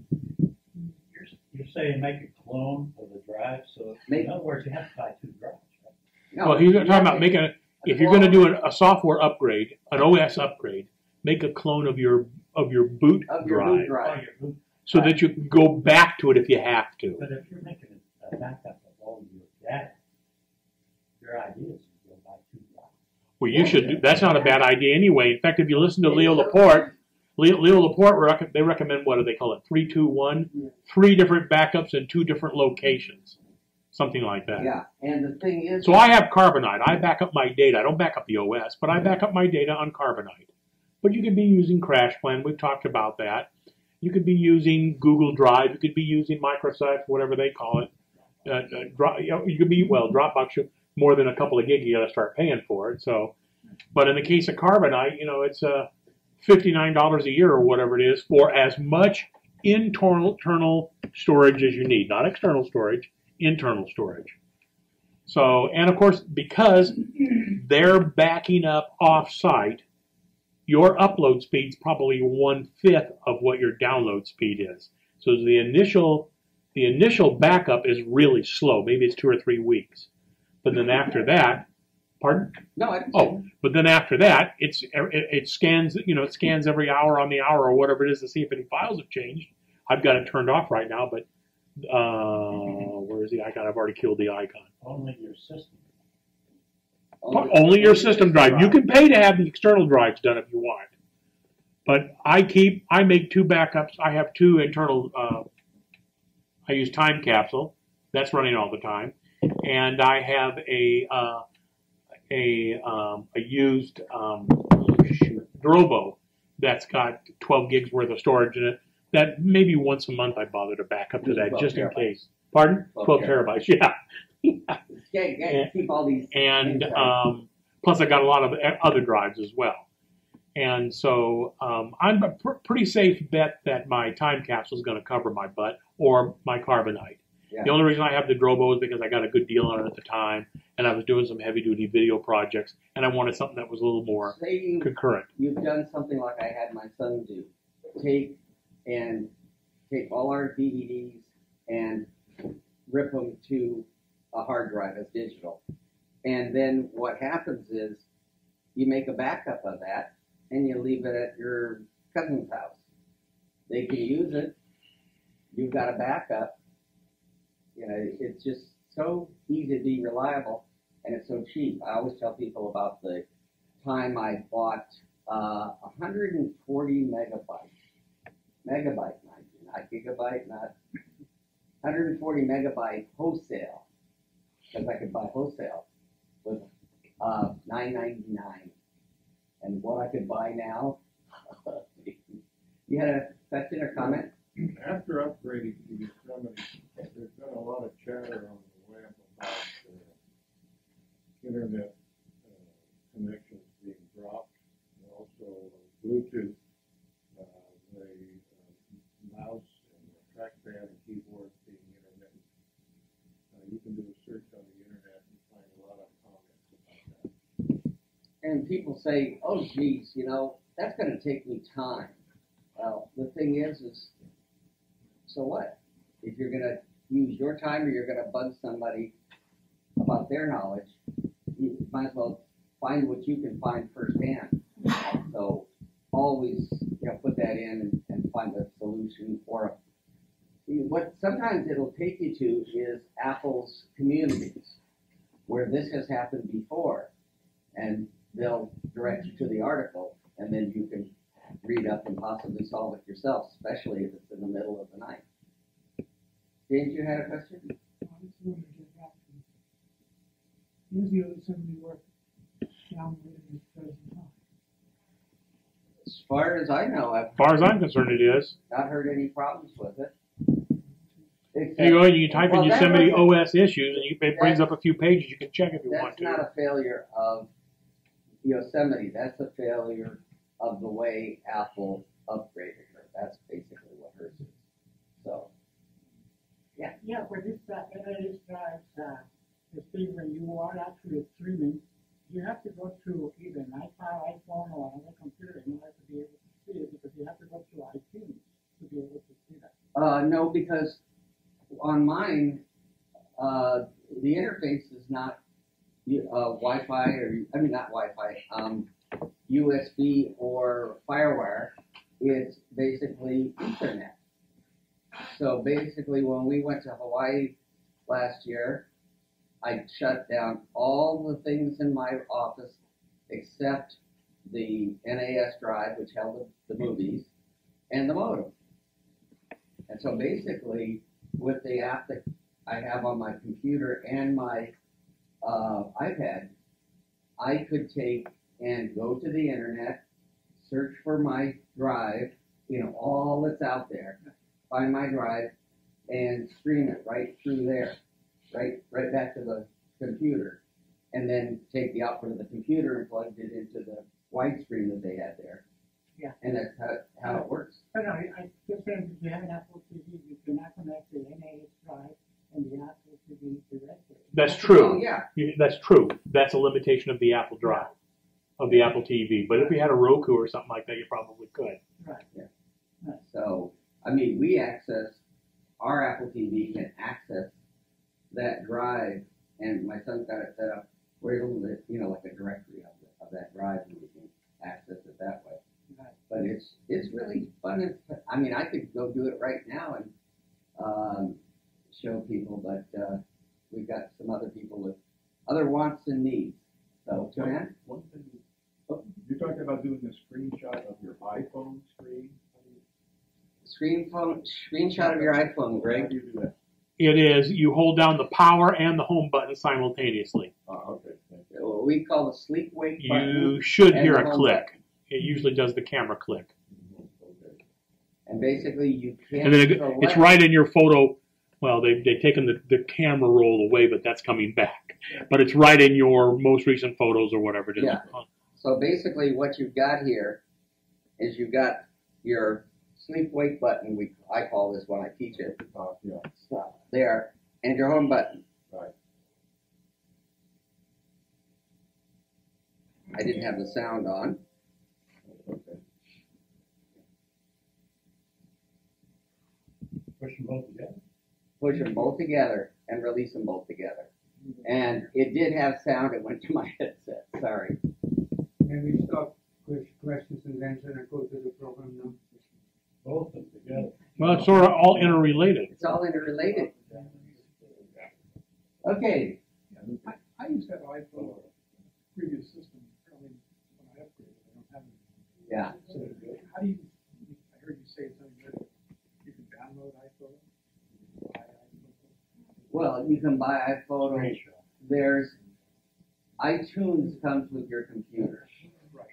Okay, with the OS. But iPhoto, iMovie, iD, What used to be called iLife. iLife is extra. Go to iLife. Well, you can buy it individually, but you can look for iLife, and maybe they have a package price. Actually, if you look around, you'll probably find it legitimately for free. Yeah. If you look around, It's just you're gotta be persistent. you just need to get it. You just need to get it somewhere along the line on your system so that it recognizes it.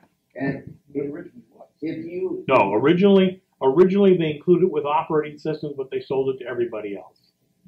And now it's just if you've got an iPhone, if you buy an iPhone or a new Mac or an iPad, you've got what they used to call iLife, and it's from this point on included for free. Where before it used to be something that they charged every year or two for an update. right, so right, try that. Yeah, it'll be old. All you care about is getting it installed. While I take a seat and Greg will take over, I'll look for it to see what the deal is. Real quick. Yeah, it's pretty fine. As far as iOS, can you make any mail rules? No, Which? on the iOS, there's really no way to make rules No, up we at this haven't. point in time. That's really frustrating. No, that's been a regular running comment about that. Is that you can't throw things in the junk folder. And you also can't do it. You also can't do it at iCloud real conveniently either. So And you can move it. There, with the new iOS 8, you can take and yeah, move that's an improvement, a major improvement. where you swipe over and it would say delete. You hit the delete button. Well, now you get 3 choices. You can archive, you can move, and it shows a little folder, or you can delete. So you can See, look at this. stack Wait, these oops, up. I'm not showing it on the screen. Sorry. Oops. Okay. So I'm going to delete this Chili's. Notice the options I have. If I just start to slide it to the left, mark as unread. If I slide it to the right, oops, come on. It has to be a fast move. There you go. Move, flag, or archive. And if you do it quickly, oops. There was a rule, Greg, that to get that to show delete, there was a setting you had to I know I've got it. I have it set personally to archive archive. Yeah. because I figured I might do it by mistake. I wanted to get used to it first, so Right. I have it. Every time I delete off the iPad or the iPhone, it's going into an archive folder until I catch on that yes, I really did need to delete that. By the way, just to relax everybody, I got some very, very angry emails last month after the meeting saying, why am I getting emails from this guy that I don't know? And what is this deal about Apple having a Google account thing where you could, send messages to and all that stuff? Unfortunately, since I wasn't here and the only person I could get to take the membership list to the meeting so that Jeff can check everybody in was I sent it to Stuart. And Stuart didn't realize that we don't give out the membership list to anybody, or we haven't, and that he figured it would be a good idea. And Hey, he bought a new house and car with that money. yeah. So what he did was he created this deal. Well, that's been disbanded. We're still going to use OACC list, and all the stuff's been destroyed. So don't worry about it. It's been taken care of. And I'm going to take a break because my mouth is tired, and you can have these wonderful people. Okay, well, I've been fooling with Yosemite like Stuart has for off and on for a few months, and the day it went live, I got it that day because I figured, well, they've had enough people hammering on it for the most part. They didn't have an issue. Eileen's was the exception to the rule. Obviously, they hadn't anticipated that one. There's a couple of quirks I don't like about it, and I know it's just cosmetic, but let's say as an example, you want to raise or lower the volume. Notice the corners, the black corners. It's only because they haven't got their masking set right on that icon. So those are rounded corners, but the black shade shows through. And it does that on a couple little windows that pop up like this. I know that's just a cosmetic screw up, but it doesn't affect anything, so it works pretty good. So let's go into talk about what you can and can't do with it and the things that we like and don't like about it. Go into system preferences. And one of the things you may have heard them talk an awful lot about transparency. I'm not a big fan of that. Maybe that's because I'm old and decrepit. That might have some bearing on it. My friend likes to call me a gazer. But normally the display up here would be, shoot, it's either under, I'm trying to remember where it's at, whether it's under accessibility. There is an option to increase contrast, which I like. Apple has chosen to go with it looks like a version of Helvetica Neue, the font that they're using now. So it's a little thinner. And if I turn this on, reduce the transparency, am I going to see it here or not? I find that what happens is the colors start to bleed through these windows. That was their whole thing, was to make it look prettier, I guess, for lack of another term. I personally don't like it, so I've got that option turned off. Makes it a little bit more opaque. Makes it look more like it did before. Then the other option is, obviously, you've always had the grayscale here if you wanted, or to differentiate without color if you wanted to.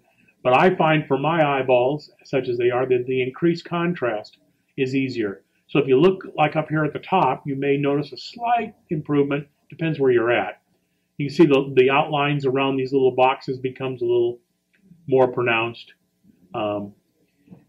There is this option. They've always had this option for invert colors, but unfortunately that inverts everything. However, they've added a new feature. Let's get out of this room real quick. They've added a new feature, and I'm trying to remember if it's here at Desktop and Screensaver, or if it's under General, where you can have, do you remember, Stuart, where you can have the menus black inverted if you wanted to? Where they have that at? I'm sorry? I was just there and I didn't see it.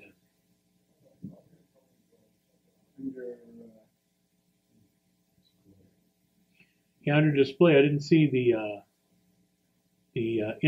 there's a way of changing this to black. In fact, changing all the drop-down menus. And by golly, I forget where that's rat-holed at. I liked it personally. Those of you who use Adobe Photoshop, pardon? In general, back to your experience, you use dark menu bars. There you go. Yeah. Now I like that because I like that extra contrast. I find that really easy to work with. And for Apple stuff, it's okay. It's very visible. But what happens if they haven't? This will be great a few months down the road. If I'm using, the reason I like this is I've been using Adobe Photoshop and the Adobe products for the last few years, well, since they came out. But the last couple of versions of Adobe products have come out with black. And that way, their logic behind that was your attention's focused on the image and on the menus rather than on just all that blast of white in your face. Logically, that sort of makes sense. But what happens is right now, not every application that's available on the Mac will follow this rule. So you may open up an application that's old. It just so happens that it works. And it's not bright enough to recognize that you've got a difference in the menu display. So it's still going to want to do black text on white menus. And as soon as you invert it, you've got black text on black menus. So I ran across one or two applications that I still use that are a few years old that the company hasn't brought out an update to. And I thought, oh, that's the last time I'll use that feature for now. What does the dock look like with the black? Oh, it's still the same. Let me get out of it. There we go. Other than it's got the black border around it. So that's fine. That doesn't bother me at all. But the issue for me was, you can see the more current products, see, they've still got white. They're smart enough to still use white. They haven't switched over to black yet. But you'll get an application or two if you use some old stuff, and I do, that it will be the regular black text with the black background. They didn't bother to think it through because nobody thought about that at the time. So somewhere down the road, I'm going to switch over to it because, geez, I find that real easy to read. That contrast is really nice, and it's not taken away from anything else. But there's a good example. Notice that's paused right now. What is that? That's carbonite status. I can't even see the only thing I see is just the display for it when if I turn it back over, see, this because the lock should have changed to white with the little pound sign, excuse me, the little double quote sign there or whatever it is should have stayed black, and they haven't updated that to the point that that shows up. Is that new in Yosemite, or is that always been there? No, that is new in Yosemite to have the dark menu. There were third-party utilities that did that before, so you may have seen it before. And I have mixed feelings about that. Apple over the years kind of steals the best stuff from everybody else. Like that's anything different from anybody else, you know. But we had things like Growl, which has been around for years, and that sort of has turned into Apple's notification. Growl is still useful. Growl still comes in handy to keep you apprised of anything going on your computer if you want to set it up that way. But bits and pieces have been stolen by Apple for use in notification, and rightly so. I can understand that a little bit. So. Also, a spotlight now looks more like Alfred. Yeah, it does. In fact, I could probably get rid of Alfred if I wanted to and save myself. But Alfred's a freebie on the App Store, Right. and I'm just so used to using it right now. But again, this works exactly the same way. So if I want to type in SAF for Safari, you see it's using the predictive text. Yeah. And it looks very much the same as if I bring up Alfred and type in SAF. Yeah. So I just haven't gotten used to getting rid of it yet. So I'll one of these days I'll cut the umbilical and we'll see how well I can get by it. Now there's a couple of things about Safari, about Spotlight I didn't like. And it might have been me, but like as I was trying to go through here, I'm sure I was picking stuff that didn't have it broken out where you could see a preview of it. And one of the things that I always liked about Spotlight was that I could show in Finder. And then I had the little path utility. Let me open up a window down here. Come on, this will work. I have the path setups where I can see my path down here, right? That's a view called Show Path Bar or Hide Path Bar. So that's because I'm an old-time Unix guy and I'm used to looking at stuff that way. So I always like the idea that regardless, even though I can turn the path option off here and see the hierarchy of history of where the hell it's located at, I had a quick visual glance down. Yeah, it ate up a little bit of space. You have to bear that in mind. It ate up a little bit of space. I also like the info thing down here as well. That I could always see where that file was located at, its physical location. So one of the things that the old Spotlight gave me, and I have to admit I haven't bothered to go out and check on Google to see whether there's an option for this, is I want to see where this folder is, Safety Net Archives. I have no idea. Or where this is. There's nothing that shows me the path of where this file is at. Is that important? Probably not. There's a fix for that. There is? Yeah, if you hold down The option key? Command. Hold down command and click into Ah. their last See that? Look at that. So see, you can see that down there. Yeah, I can live with that. What do? You hit the So you hold down, whatever you've got selected on, if you hold down the command key, it shows you, well, within the limits of this window. Now, I don't think you can expand this window out beyond what they've given you. That's another little thing that I'm a little fried about. I'd like to have it. I got a nice big screen. They're putting it in the center like they like to do that now. There's no way to make that window any bigger, right? Yeah. I'm sure there is. So it does show you up here that I'm in the documents folder and I can go right to it. I mean, at least they're smart enough to actually give you the clickability on that. So like, as an example, come on mouse, because you have to have the mouse on the pad. So that when you're over here, you can click on system preferences and it takes you directly there. That's kind of a convenience. Yeah. Although Alfred doesn't give you the path, I don't think. No, Alfred doesn't give you the path, but at least got you there. So, Exactly. but I mean, I always saw the path down here in the Finder window. Right. And that's why I always opened up, Safari came up in that little, Spotlight came up in that little dialog box up here at the right. And I almost always clicked on the open or show in Finder or open in Finder so that I could see where the stuff was actually located at. And I could sort it. I could move the applications around if I wanted to or whatever. So thank you, Stuart. That's one I hadn't caught on to. So Greg, another thing is I noticed with Safari, with the browser, it used to give you on the previous application system, it will give you the 12 top sites. yeah, that's true. And now it does give you all kinds of, just give you the favorites. Just Yeah, that's a little weird. You've still got history, and there may be an option to be able to get around that. You can still see. Well, you can turn on the top sites to see up here if you want to. So that is something you can go over here to customize toolbar, and isn't there a way of showing the yeah, and put the top sites up there so that you can have it up there yourself if you want to. So now I can get right back to. Is that what you were asking about? Yeah, that's what I was. So just add it to the toolbar. That's no big deal. Okay. The hardest thing me getting used to has been the fact that it doesn't show the URL up here by default anymore. Right. Instead, it shows you what the English translation of the URL would be. So let's say as an example, if I come on down here to my OSX Yosemite Nightmare, it tells me it's cultofmac.com, which of course I recognize this icon, but I don't see the actual URL, the http:// Right. That's probably an old guy carryover, but I found out that if you click on that, it shows it in here. Right. So, logically, maybe this makes more sense. You don't need to know the URL, but at least you can look at it if you want to. Right. So, because I would want to come up here and let's say, I want to copy that and give it to my friend, but that's not the URL. Well, guess what? As soon as you click in there, you're here, and it's already highlighted so that you can easily copy it to the clipboard and send it to somebody. So I thought this was a stupid mistake on their part until I got used to it, and this makes a lot of sense. Plus, you have access to a lot of your shortcuts, which are right there as well. So I don't know how useful that is. You can get rid of those. They're in your bookmark, so you can get rid of those if you want to. But if you've turned off, earlier this morning I had the there is, yep. So like I had show favorites bar. Okay, well on a laptop that's eating up another little chunk of space. You notice when I click up here, there they are. Right. So, and notice I have, with the show favorites on, here's my top sites right there. So you know what? From a practical standpoint, it's a question of just getting used to it more than anything else.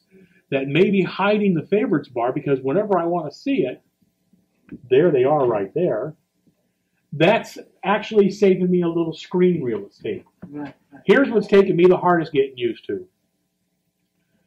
The closed box, that works the same. The minimized box, that works the same. Notice if you look closely here, in this one, it's got just a little dinky arrows pointing. Right. In the old days, pre-Yosemite, when you clicked on that, it expanded it to fill your display, but left the menu bar at the top. Mm-hmm. And then the Apple had that little double arrow up here if you wanted to take over the whole screen. Now when you click on the green, at least on any of the ones that recognize it, it takes over the whole screen. Right.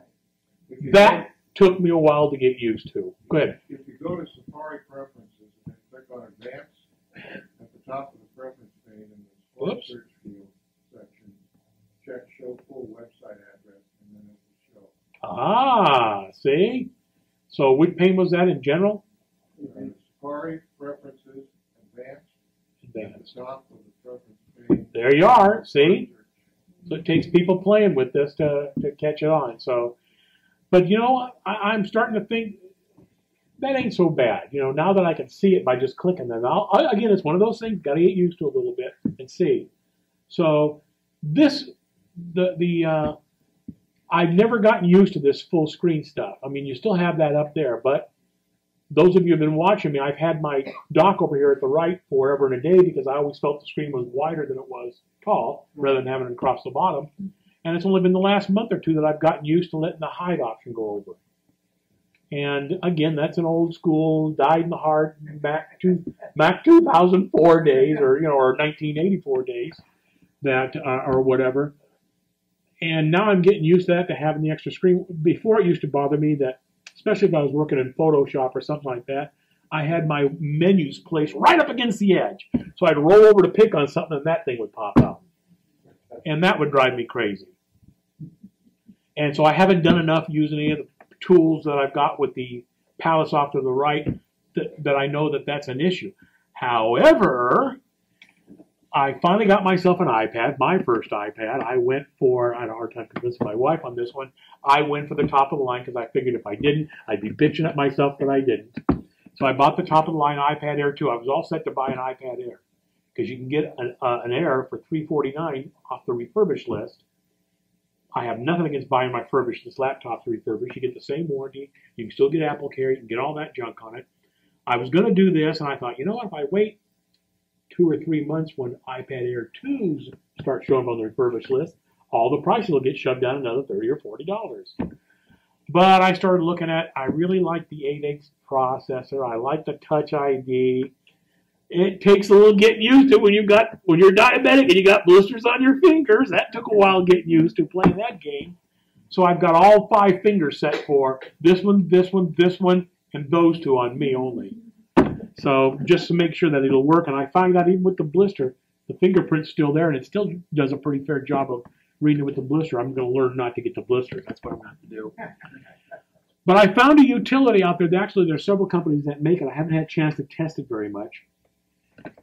I bought myself this little aluminum stand. I was going to bring it today, and the first thing I did out of the box is drop the screw on the floor, and I haven't found it. So if I don't find it when I get home today, I'll go over to Home Depot and buy a replacement. It's a real little set screw. But for $14, I found an aluminum stand that looks a lot like these stands that these iMacs are on. And I hardly ever use my office anymore, so my laptop is sitting on a folding tray table so that I can be in the den. My wife's down at the other end. She's got hers on a roll. She's got her laptop on a roll-around counter, but she's not as nuts about it as I am. And I've got about this much space to the right of that. So I'm going to take that little aluminum stand, clamp it on there so I can't knock it off, and let this sit in it. Because there's a couple of companies that make a utility that expands your Mac desktop onto your iPad. Whoa. So now I've got a second display screen. I haven't figured out whether I'm going to use it in vertical or horizontal mode. I mean, I'm just trying to, this is my method of justifying stuff, right? I'm just going to try to get the most utilization out of it I can. Of course, I want to make sure I leave it plugged in all the time just to keep it juiced up. I had actually tried it on my phone a couple of times, and it worked, but I thought, God, before I got the iPhone Plus, it was such a little dinky screen, it was kind of pointless. But when you're working with any of the graphics programs, they've got a gazillion tools. So, yeah, the 2-monitor idea started making some sense, but I never could figure out how to cram a 17-inch up there next to this thing. So it physically fits. I took all the measurements beforehand. The aluminum stand was $15. It cost me $5 in shipping to get it because I don't have Amazon Prime. So I thought, you know what? I don't know if I have to pop it out of the case or not. I probably will. But there's enough play in the feet that it looks like I'll just be able to shove it up there and use it most of the time as a second monitor whenever I want to for any of those kind of utilities. So I thought, it's done through a piece of software and it's done wirelessly. So I already tested it out here, and remember we've had the issue before where he's got a couple of ports blocked. It's using those ports. It's called Air Display, or Reflector, I'm sorry, Reflector. Air Display is another one. And it will work to expand your desktop. You might have to play with the resolution a little bit. I did the first time it came up. It tried to set the Mac to the same resolution of this, which was horrible to read. But I found there was a couple of options in there to get it to work. And that'll just be something that I'll use for those two. Now, that's one use of it. The second use is I think I'm going to sign myself up and force myself to have to do it. Sign myself up for lynda.com or one of these sites that does some online training because I really want to know a lot of these applications that I've been able to use for years, sort of. I've always been one of those kind of guys that learns as much as I need to learn and then I move on to something else because I have a very short attention span. Probably ADD or whatever. But I thought, it'd be really nice to sign up for one of these deals like lynda.com for like $30 a month through Mac Break and get a little bit of a break. And you can watch they've got over 1,000 tutorials for almost anything. And you can watch as many as you want for $30 a month. And so I could take it for 2 or 3 months, turn it off, turn it back on if I want to, that kind of deal. But when you have a single screen, you're constantly looking at the video, then switching over. Then looking at the video, then switching over. Guess what?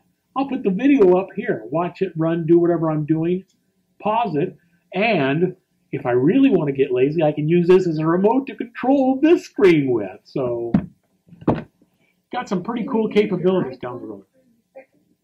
You can, yeah.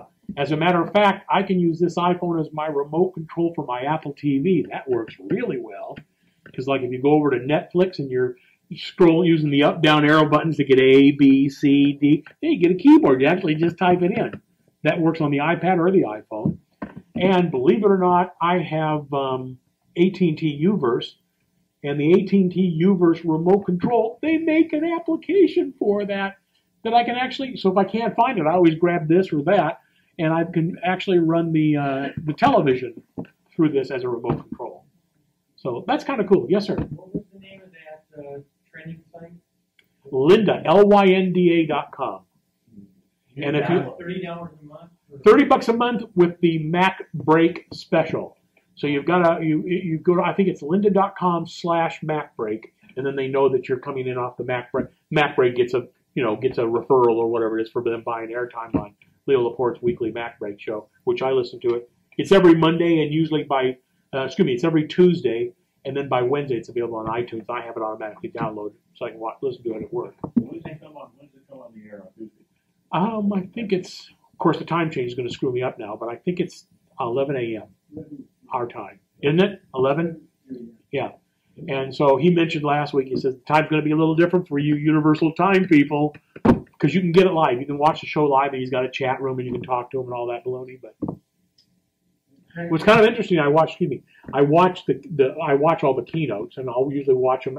Of course, the one in September, they had the Japanese crap going out by mistake at first, or Chinese stuff by mistake. But so I'll watch them when I get home, or I'll watch them on one of these guys after the fact. But last week, I also watched the keynote on the iPad that was, 2 weeks ago or whatever it was, for a second time. And this time I watched Leo Laporte, one of the Twit, that's his show, This Week in Tech, Twit. I love that.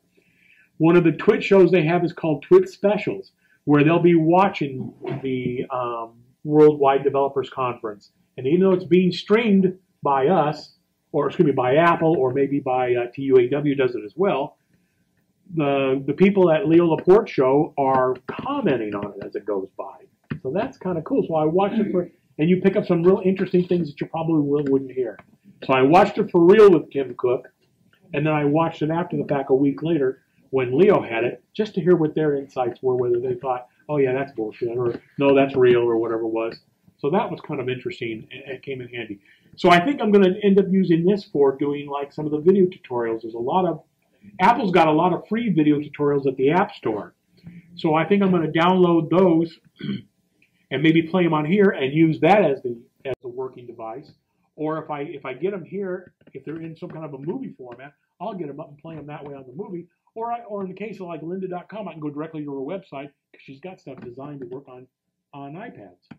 So to me, that seems like an extra justification. I like to use that word, justification of why I spent the dough to get that. So that, and I worked a lot of overtime hours. I should be able to keep some of that money. Is that what it is? Well, I was looking at my iPhone 5. I've got it in the bag, and my wife's 4S, and I got this yesterday, my iPhone 6 Plus, and I was able to get that all set up, no problem. But I couldn't switch over her phone number from the 4S to the 5. And so I'm on the online chat with the AT&T people, and the gal says, well, take the SIM card out of the 4S and put it in the 5. That'll get you in the ballpark. Well, yeah, it would, but they're different size. So when I realized that, the gal says, we can either send you a free SIM card in the mail, and I said, you know what? If they've got them at the AT&T stores, there's one a mile from me. I'll stop by after the meeting today, take both phones in, and tell them what I want. They'll probably charge me, not for the SIM card, but for the act of changing the phone numbers. Oh, change. No. They used to nail you $50 when you upgraded a phone, if you didn't buy the upgrade through them. So First off, when you take and go from a 5 to a 5S or to a 6, they used to say $36 activation or whatever, and you tell them, go look at how long I've been a customer, and they'll back off. I figured that's probably what they would do, But Steve. changing SIMs, they don't charge it. It's so easy for them. They just go into your account, type the SIM number into your account, and your IMSI number in, and get everything all synced up, and it's no charge. Steve, I just wanted to ask you for the iPhone 6 Plus. Is that okay to be putting that in your pocket? I heard that thing. Oh, they don't bend. What a crock that is. I mean, come on, give me a break. You don't think that the probably one of the most trusted companies in the world hasn't thought that out? First off, yes, if I sat on it, I'd bend it because look at the size of me. But I wear it in the front pocket, and it amazes me, as big as this thing is, it feels so much thinner than my 5. I can't get over that. Just the rounding of the edges or whatever it is. I mean, even in this goofy little case, this case was like $15 or whatever. Even in this goofy little case, that isn't bad to fit in a front pocket. So, Yeah. Believe me, I went through the aggravation like a lot of people did. I cut out the little paper dolls that they said so you can get an idea of what it weighs and feels like. The weight wasn't an issue. At my size, the size really wasn't an issue. But I thought after I'd ordered it, damn, maybe I should have got the 6 instead of the 6 Plus because of the size. And I heard Sarah Lane, she's on one of the iPhone, i5 for the iPhone. She does a show every week where they talk about 5 different apps. She bitched a lot about when she got the iPhone 6 Plus. What a mistake. I should have gone for the iPhone 6. It's been 3 weeks now. Now she says, yeah, I should have kept my mouth shut. I really like the other size. So some people are saying, you know, gee, it's a problem if you use it a lot as a phone. That's probably the least amount of use I get out of a phone is to use it as a phone. I use it as a computer, and I watch a lot of videos and podcasts on it. So you know what? The bigger screen, I like the idea of the bigger screen. You get longer battery because it's a bigger battery. And I haven't done anything with videos lately, even though they both have image stabilization through software. This one's got optical image stabilization in there. The video chip is actually built on like a drive motor assembly would like be, so that it can actually compensate for it that way as well. So Yeah, you know what? You know, the thing about the bending is like anything else. You've got a product that is mind blowing, and everybody finds a way to tear it. I'm sure this will bend. This will bend if I try it. That will bend. 6 and 6 will bend, but you've got to really, I mean, hold it out on a table and push down. You can't bend it. I would never put one in my back pocket. No, and I'm amazed that as many people wear phones in their back pocket in the first place, I mean, because I'd be afraid of butt dialing somebody. Yeah, but the thing is, I looked at it from an engineering standpoint, and what happens is this: when you have a square-edged device, unfortunately I can't take one out, but the square edge versus a rounded edge, There's more strength in a square edge. Yeah, there's more strength. Metal, that strength, and what happens is on the iPhone 6 and 6S, 6 Plus, where the buttons are, the up-down volume buttons and things like that, you've got those, and that's taking out more meat. So that's the weak spot, if anything. But I saw, and I wish I had figured out where the thing was, so I could bring it in, but it was video of all the tests that they run. And they had devices that automated. Beat the daylights out of it. Take and torque try and torque them and all this jazz. And I'm satisfied. I honestly, this is my personal feeling. I think people that put them in their back pocket are looking for trouble. Yeah, when I'm, What? Why can't you just use your side pocket? Yep, exactly. Front pocket is what Ray calls it. yeah, you know, And the other thing is, these people that try and drive while holding onto their phone still. It drives me nuts. Oh, there's never a cop around when you need one. And my brother's a retired cop. But the headsets are relatively cheap. This one was a pretty top of the line Motorola that sold for $99. I got it at Costco. It was the last one, closed out, $20. So, but so you take and you get in the car, you put your phone down on somewhere on the dash or glove compartment or whatever. You make all your calls from this. I mean, I can do the driving, and if I wanted to answer Phil's text message, I can take and say, text Phil, and then they say, what do you want to say to Phil? And you can tell it. 9 a.m. And then it would, no, but that was before I did that one. Oh. I had to take my hand off the steering wheel to push that audio button. But the thing is that it's so convenient, to do that. I don't know why people find it. anyway, Steve, what they said, Apple says is because they always trying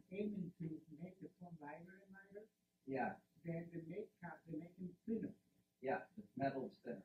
Right, and that's one of the reasons why I think they say that, there might be.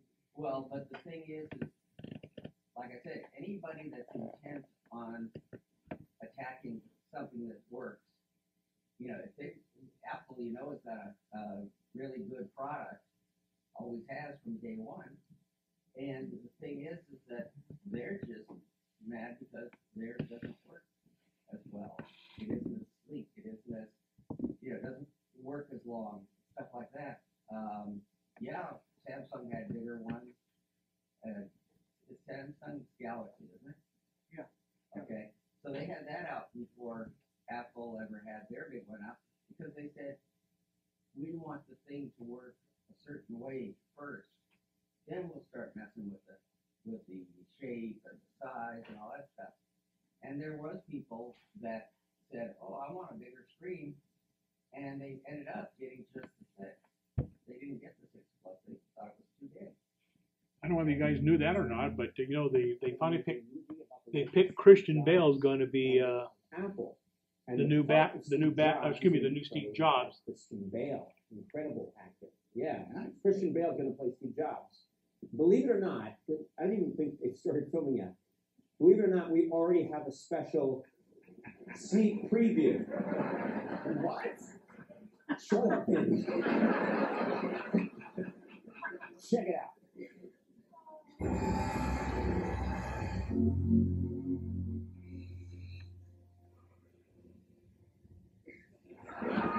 What happens, Master Jobs?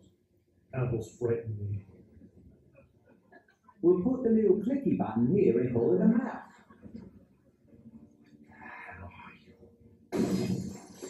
I'm Steve Jobs. Did you know Macs are easier to use? I never knew. I swear to God. Switch to Mac. No, you get back to Apple. So what's your company got? No. I came back to stop you, Bill Gates. No one wants a tiny computer in their phone. I call it the iPhone. Now die!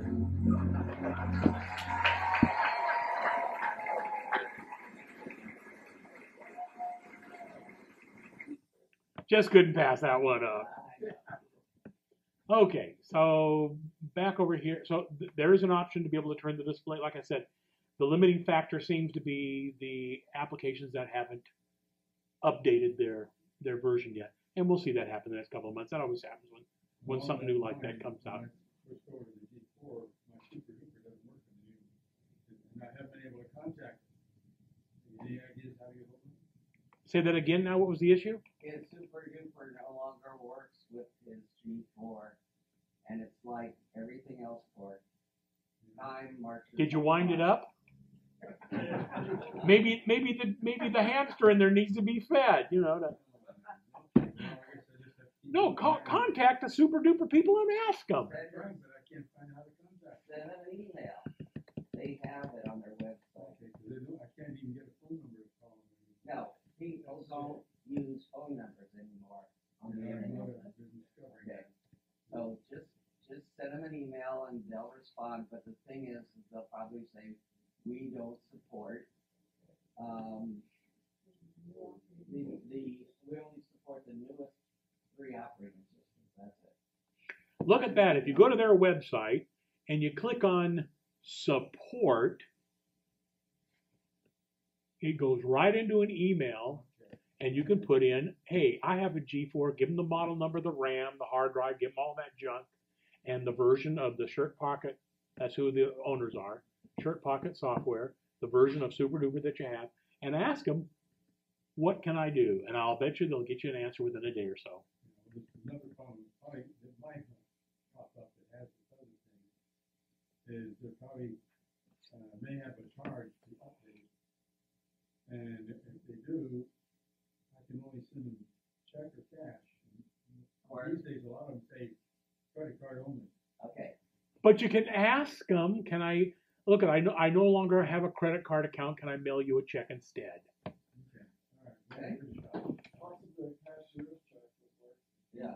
Possibly a cashier's. There you go. Yeah, that's, Hey, but since just, I have to walk, I have to gotta go to the bank to get that. You know what? You could probably take a couple of cases of soda bottles and ship it to them. They'll probably. There you go. Okay, you're digging a hole there, buddy. Okay. All right.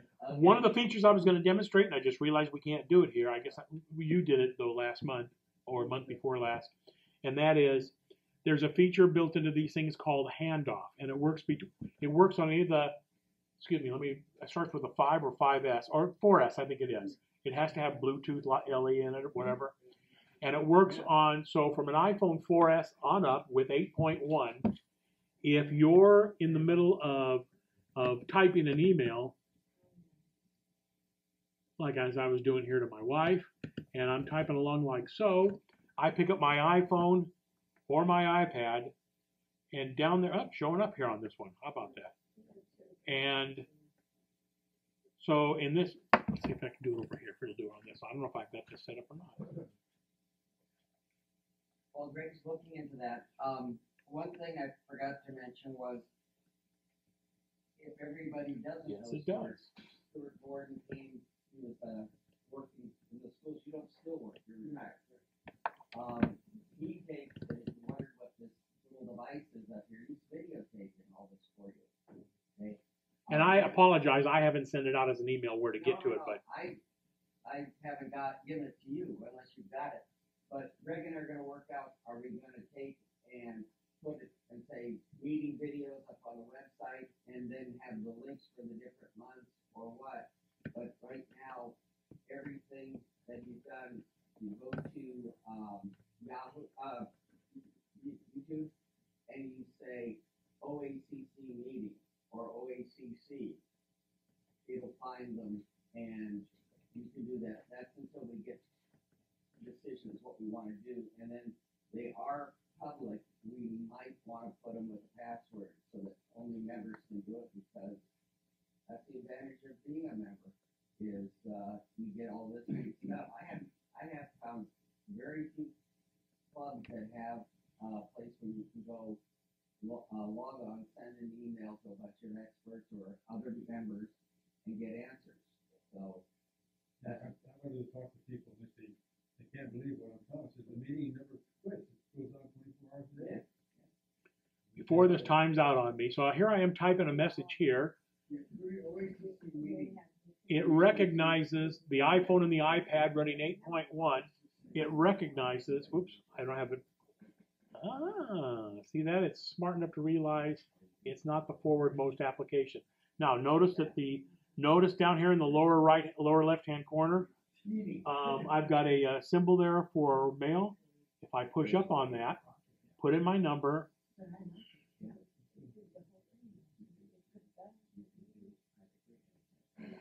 and here I am in that mail program that I just started to work in the exact same spot. So I can still continue to work here. That's iPhone, iPad, iPod Touch, anything that supports the Bluetooth LE and 8.1.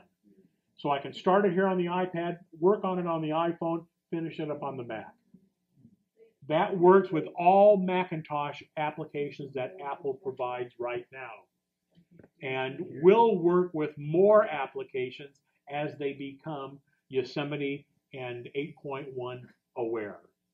That's an extension that Apple's built in there for the other companies. So consequently, I can start a Keynote here and leave it active here. It shows up on my iPad as Keynote. Work on a Keynote here, and when I get to the meeting, maybe I've left the iPad at home or whatever it is, pull up my iPhone and make a quick last-minute change or two. What a unique concept that is, to be able to use your multiple devices. Of course, Apple's looking at it from the standpoint, yeah, what a unique way of doing things, you know. But I mean, let's face it, I love the idea that you're not limited to any one thing, any one device at any one time. I mean, that's just such a clever idea. Is a training consultant for many years, and what she would do, especially working for Southern California Edison up in Rosemead, she'd take and do her keynote presentations off the MacBook, just a standard MacBook I gave her. Right. She had all the right cables and everything was great, but she always complained about having to lug everything around. So the first time I said, look, we've got the cables to plug into the 3010 to convert it to audio and video. Take that with you. Okay, well, she did. It worked beautifully. And the thing is that the battery went out as having it on for 2 long 4-hour sessions. But the thing is then I switched her over to a 3010 iPad because we already had all the capabilities of all the adapters. And doing that, and like you said, you can go in there and something you forgot at home, doing it Finish on up the on it. computer, you can make the change right there. And so you can see I'm in the mail. As soon as I went into the mail program here, it killed that window here on the Mac program here because there was no reason for it anymore. And if I do the same thing over here, here's the iPhone. It's got the icon symbol down here at the bottom, and I log into it. Because I chose the mail app and did a slide up, it drops it from here and brings it up over here. It has to be on, it has to be on. The items? Yeah. No, if you're within the same, because these two, even though the display is shut down, they're in an aware state all the time, right? You have to be in a Wi-Fi network that allows it. Apparently his does here for this aspect of it. That port's available. So it becomes aware within the same Wi-Fi network, and you also have to use the same iCloud account on all of them. So that's how it makes sure that I don't want you looking at my mail. Right. So unless you have my iCloud account, you won't be looking at my mail. So.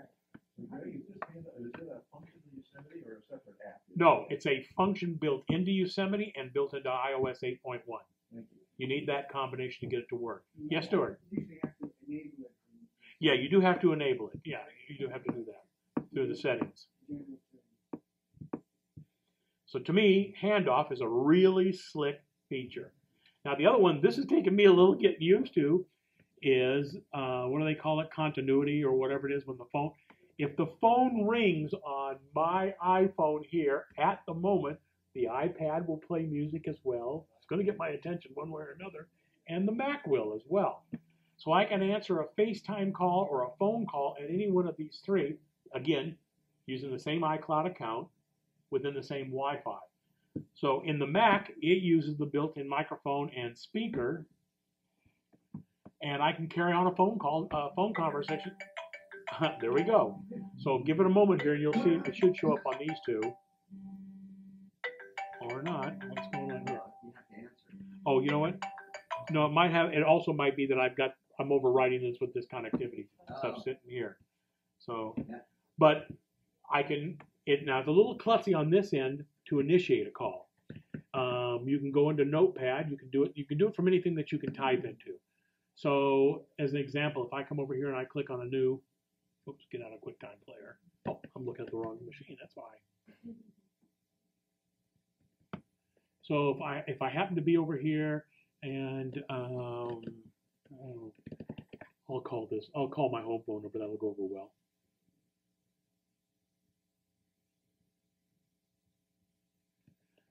Because there's no dialer, they don't have a dialer utility. I imagine we'll see that in a couple of weeks. That I can actually highlight it like so. And say call using iPhone. See, it recognizes that I've got an iPhone, and that's exactly what it'll do. It'll take control of my iPhone. I'll be able to talk right here. I'll cancel that because she's probably still asleep. But, she has a hard day of doing nothing. Going to bed at 9 and getting up at about 11 and then feeding the dogs and watching TV. That is a challenging life. I'm going to rank her as long as I can get away with it and she doesn't shoot me. Nah, she's a good. She deserves it. She's older than me. She's a lot older than me. She's not here. What the hell? So that's kind of a unique feature in that you can answer the call on any of the three. You can initiate a call, but since this doesn't have a phone system built in, even if you had the LTE option, it wouldn't work that way. It still requires an iPhone within the region. So the logic behind this, I've got this in my pocket and I can't get it out quick enough. But I happen to have my hands already on the pad because I've been using the pad. I can answer the call right there because it's still got a microphone and speaker right there. The only trouble is it won't, the only way to put it out is on the speaker. That's true. There is no classy way of doing that as of yet. And the same thing with on the phone. If I've got the phone maybe I use this as I do use this as an alarm clock. I also use it as a flashlight, getting down the stairs in the dark. So I'll have this upstairs in the bedroom, and maybe I've come downstairs. The phone rings.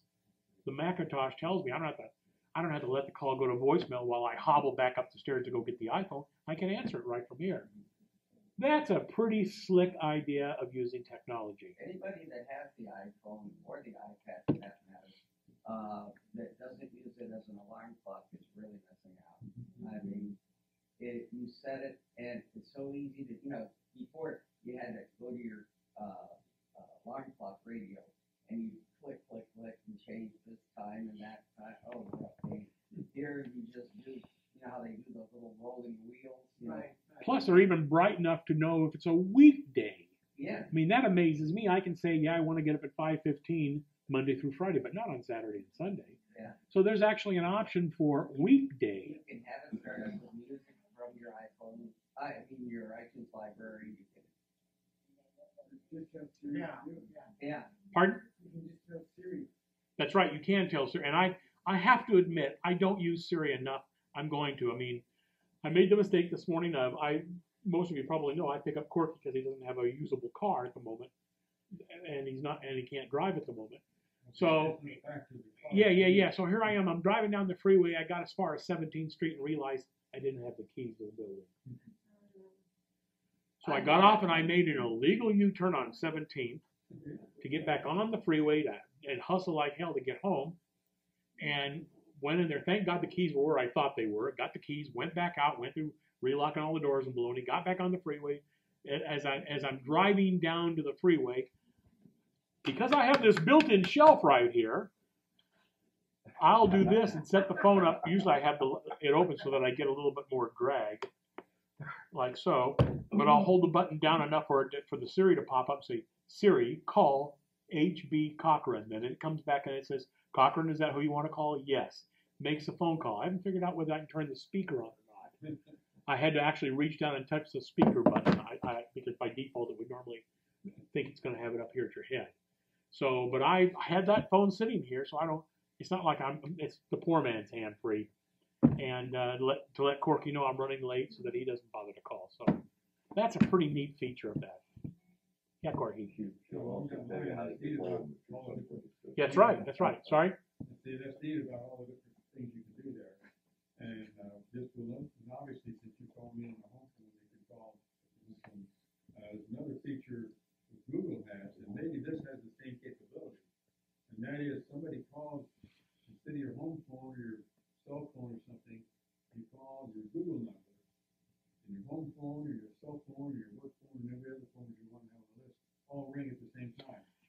That'll be a future upgrade. They've been talking about this in the discussion groups. First gets the call, and if you don't answer at all after 4 or 5 rings, then it takes a message online, and then the first time when you pick up the phone, it says there's a message waiting for you. You hit the button and you go there and you get your dial or your voice message, regardless of which phone. So it's really nice and convenient. But it's a separate number from all your other numbers. Right. This is a little different than Apple's done. Before, on notification, it pushed the whole screen off to the left. And now what it does is this pops out like so, just over it. It's probably a little bit more efficient as far as memory management. And so here's a quick glance. Of course, these will be pop-outs if you've got them throughout the day. As mail messages come in, you'll see them up here at the top. But if you think you might have missed one or whatever it happens to be, it's a real convenient way of being able to get in there and see if you've got a calendar. The X means I can clear that out for right now. I've already looked at the mail, so I can clear that out if I want to. Look at transmission. Remember, this was a carryover from the old Ground Day, so that was in there. And then over here on the Today, this is kind of customizable. You have a Do Not Disturb to turn it off. You've got a quick shot at what weather may be. Showers. What's that? We actually saw rain this morning. That was kind of scary. They've got some social ties in here, the little info thing, so you can come up here and you can decide what order if you grab them over here by this, you can decide what order you want them checked in or displayed in. So maybe as an example, there's more that can be added here. I don't care so much about LinkedIn or Facebook. I definitely don't care about Facebook and Twitter. So I'd be more interested in messages. So messages will be the one that'll be over here on the left right there. I can put in multiple clocks. As you can see, it brings up the ads. So if Cupertino, I could change that to Los Angeles. I just haven't done it yet. I can put in multiple calendars. In fact, there was an article in TUAW the other day to people who make PCalc, which is a $10 calculator that does damn near anything you could possibly think of. Apple pulled them off the App Store because of their widget. They thought there was something about the way their widget utility here was working that they didn't like, and the PCalc people made a big stink about it. And within a day, they had a negotiation, whatever the hell it was, and they offered the PCalc Balc in here. So that's kind of nice.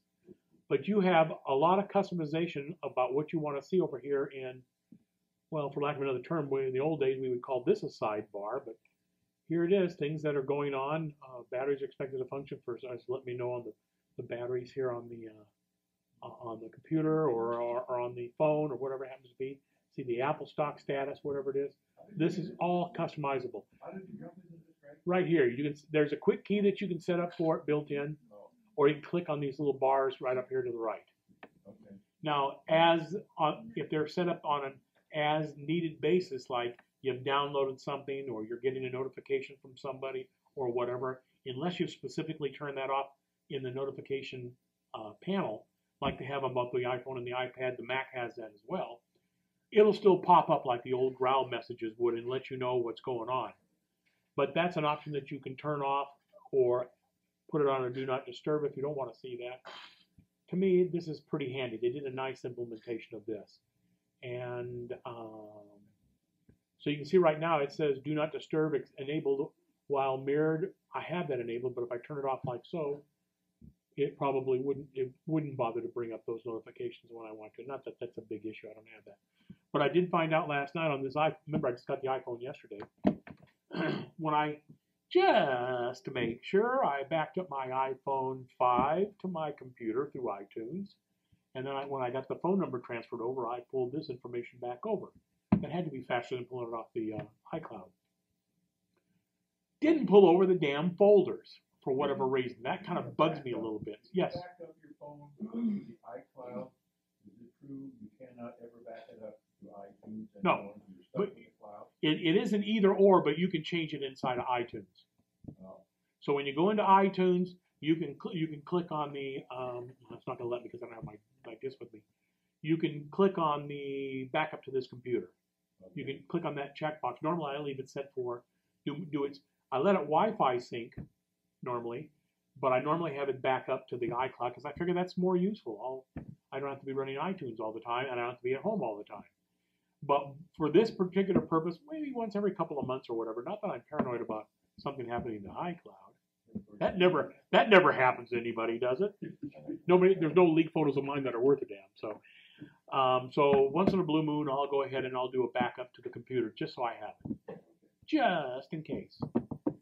But the iCloud backup is real good, and that's always been one of my big contingencies. Is like when you go into Calendar, I use Fantastical. I like that book calculator, I use Fantastical, which is this one right here.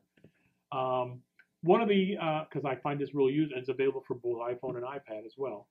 Because one of the things I like about it is, let's say as an example, I'm going to have a dentist appointment next on the 18th. So I can just start to type in.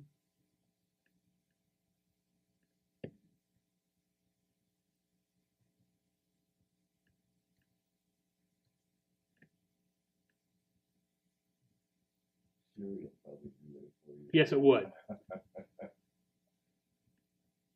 You can see what that's done. That's populated all those fields with all that information. But the only thing that there is I have to manually come over and change my default personal calendar to something else if I want it to be. And then if I just click on down here, click on add, or the check mark, I guess that's what it is now. Yeah, that's what it is now. And then if this is new, the add reminder, that's a new option for it or whatever it is. Then it automatically puts the date in there. So there it is. Yeah, don't you love the sound effects? I mean, come on, give me a break, But who was the guy that thought these were a really good idea? But guess if I could have typed. But it automatically puts that information in there for me. And of course, since I've got the calendar, it shows up in the calendar as well. But I've got Fantastical for both the iPhone and the iPad. They do the same thing. So that's a pretty slick little feature. I really like that. I better remove it or I'll forget about it.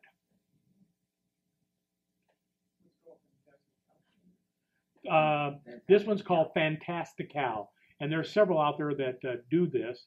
This was the one that I've had this one for about 4 years now, and I like it the best.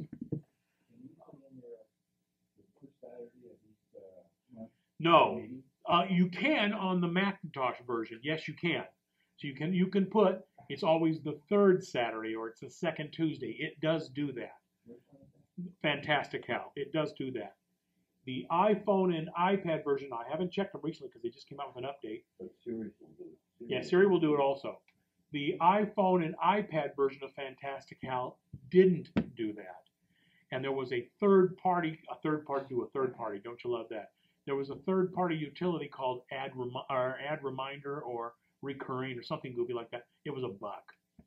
That if I'm going to have one that's odd like that, I can use that, and it adds it into Fantastical or the other competitor out there to Fantastical, and we'll do that.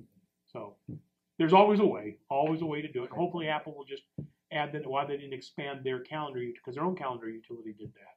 Why on OS X, and why they didn't give that ability on the iOS versions, who knows? Let's see, other little weird little honks or whatever it is. For the most part, I find that Yosemite works about the same. Like I said, to me, the biggest changes in it were Safari, getting used to that. But you know, the more I'm getting, I am a laptop. I am working on a limited screen real estate.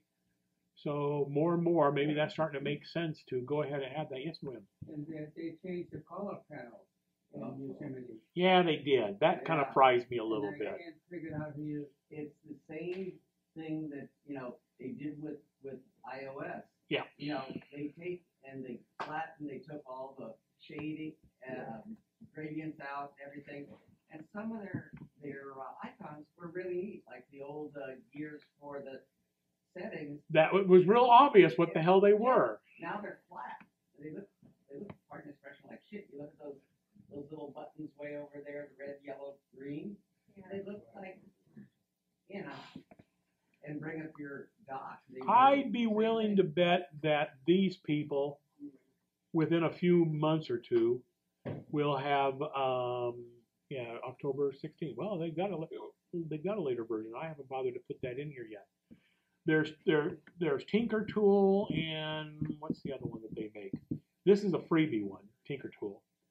But there's another one that they make that they charge like $5 for, System Tool, I think it's called. And this goes in and does a lot of the hacks. You can find a hack to do anything. And Apple kind of covers that up. So, I mean, before they had the ability to have let me hide this.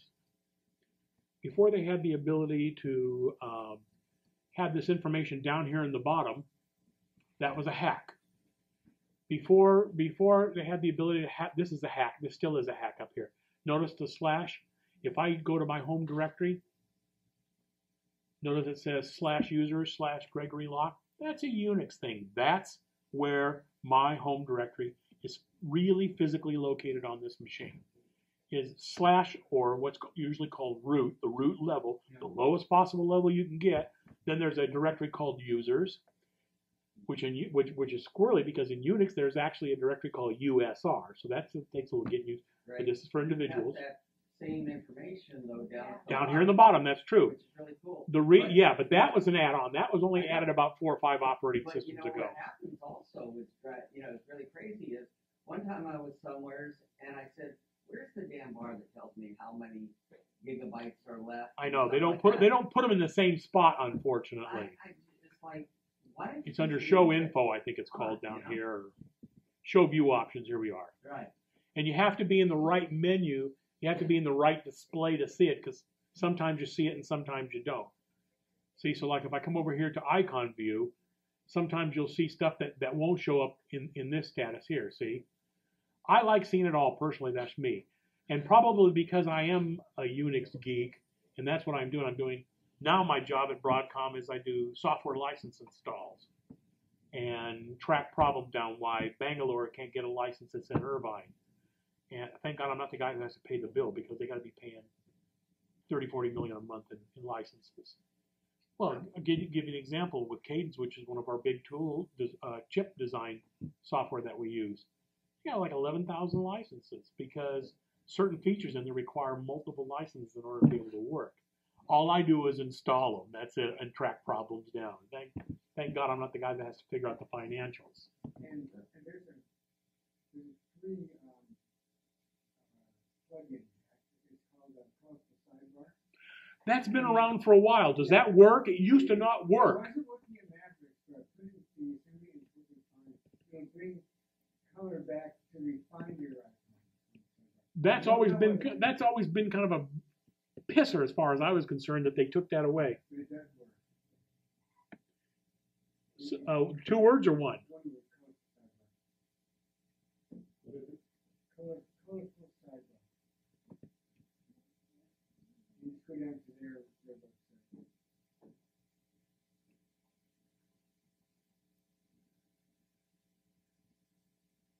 Oh yeah, that's good.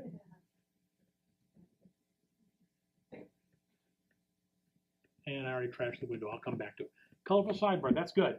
So what that did is over here in the sidebar, these are kind of drab looking as far as I'm concerned. Oh, yeah. You used to be able to put your custom icons used to show up here in colors and stuff like that, and I thought that was kind of neat.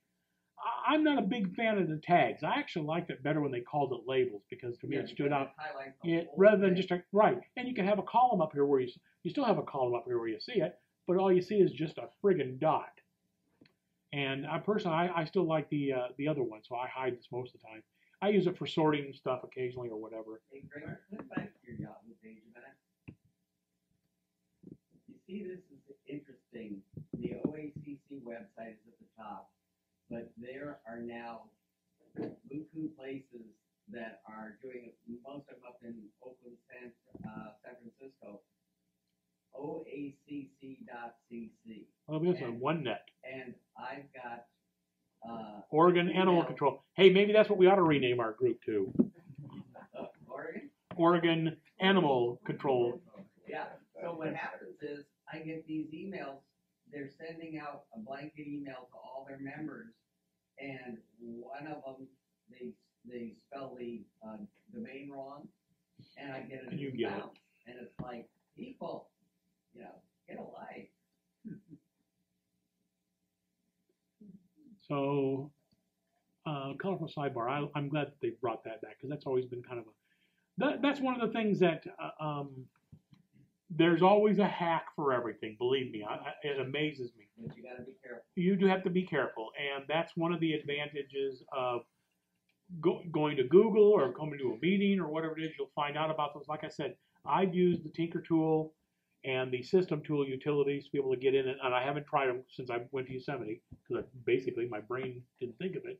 But it would allow me to go in and change some of the stuff that I like. I mean, it used to be that you don't see the arrows at the top and bottom of this. Is that necessary? No, but this is an option to have this turned on or not. Apple's new default is to not show the scroll bar unless it needs to show the scroll bar. Yeah. I kind of like to see it all the time. Yeah. And, and the other thing is, it's all gray. Everything is gray. Where it says back, Yeah. I can hardly tell the difference.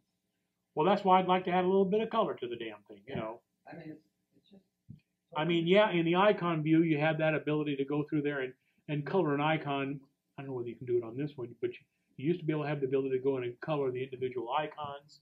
They've taken that away. You can still put a custom icon in. You can still do that. I'm sorry? I really miss the color. Yeah, color icons in the mail. Yeah, because it stood out. It made it stand out a little bit. So. I mean, I don't know what they're doing and why they're.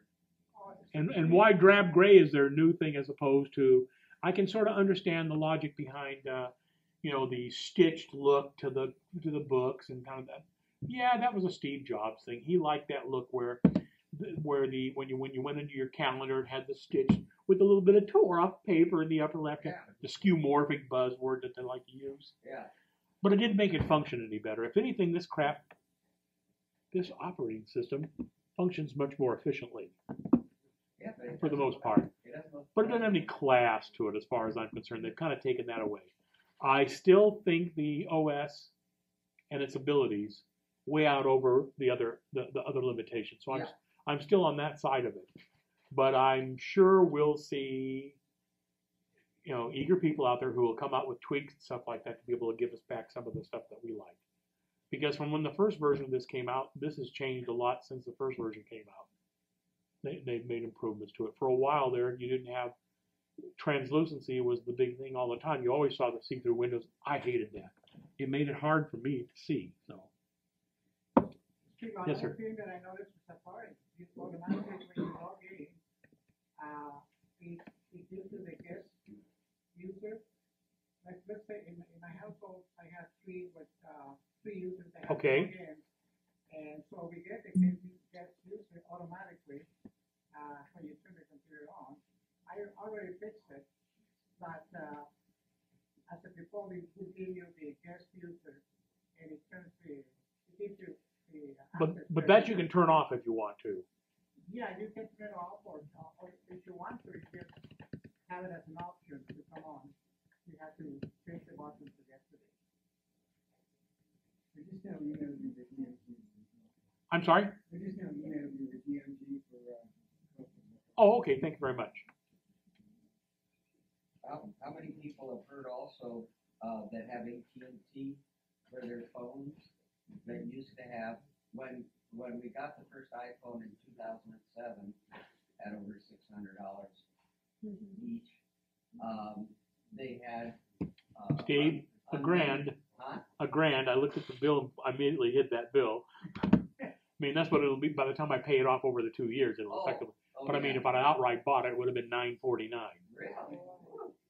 But the thing is that FTC is taking AT&T to task because. Oh, about the data restriction thing? Yeah. Yeah. The throttle. They sell everybody the unlimited data download, and what they do is when it gets to a certain point that they arbitrarily set, they use the term throttle.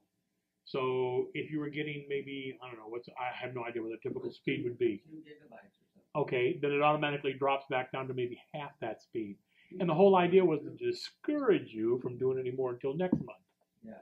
Well, that's a crock. It is, and that's what they're saying is, at the FTC. Unlimited is not unlimited, by the way that's right. worded. So That's right. they'll end up You know, they paying went for it. to, I held on to mine for the longest time, and I just got rid of it, about 4 or 5 months ago because they came out with that plan.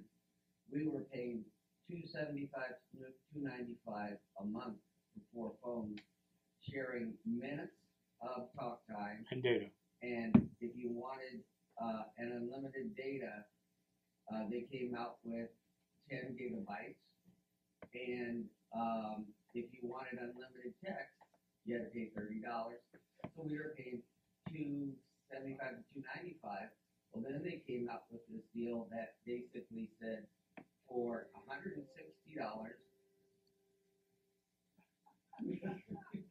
we'll give you 4 phone systems, 4 accounts, and we would give you unlimited talk, unlimited text, and data at 10 gigabytes. At 10 gigabytes, to those of us who have these big, the big files and the big computers, that's not very much. But the thing is you wouldn't believe it. I had my son spend the time to go look through all of our accounts and say, gosh, you know something? With all we do, we haven't gone past 5 gigs a month. So right now it's set at that, and we pay that. And then if I wanted to add an iPad to it to have it, what do you call it, LTE or whatever, that it's another $10 a month. Yeah. But it still shares that same data. Yeah. Which that's something new that they've added to the personal hotspot. 8.1 gives you the personal hotspot before you had to go. Now, I have no idea whether that comes off your initial data plan. I would think until you burn it up, it would be. Right. But built into 8.1 on anybody's phone can support it is what's called a personal hotspot in here, which always was there. It was just disabled or turned off. And so what that means, if I turn on the personal hotspot and go somewhere, I didn't buy the LTE, the data, the non-Wi-Fi option for this. I just couldn't justify $130. I'd rather have it on the AppleCare. Yeah. And which I have on that, and I'm going to get on this because this came from AT&T and they couldn't sell me the AppleCare, which was kind of weird. And so I've got to go to an Apple store and have them do it because that paid off for me last year. It really did. And so one of the nice things is if I take this laptop and go somewhere where I don't have Wi-Fi, and for whatever reason I need to get on the internet, I can turn my iPhone into a personal hotspot, sort of like your MiFi is. One less thing to carry. And all of a sudden it shows up. It shows up right up here. I tried it the other night. It shows up right here in the actual list. It'll say Greg Locke's iPhone. And then I can connect. And of course, it's going to be at LTE speeds. It's not going to be like Wi-Fi speeds. Right. But at least that gives me internet access. So I can do it with the iPad to the iPhone or the Mac to the iPhone if I really need to. And they said that they're now coming out, I have to go into the store and have them. Well, in fact, you can see it right there. So it's showing up, but it's not enabled. This lights up green when it shows up. So yeah, but the thing is that they said now, if you sign up for this plan, they give you double, so like 20 to 30 gigabytes of data per month. You know, the only thing that I've always been a little paranoid because I've heard of people going somewhere and really getting raked on those deals. And so I've got it turned on for maps, for email, for messages, maybe find my friends, maybe that's it. And that's it. I have it turned off for everything else because I figured I really don't need it that bad. If it's a movie I want to get or something like that, you know what, I'll drive over to a McDonald's and park outside and get it there. Well, there's a whole bunch of apps.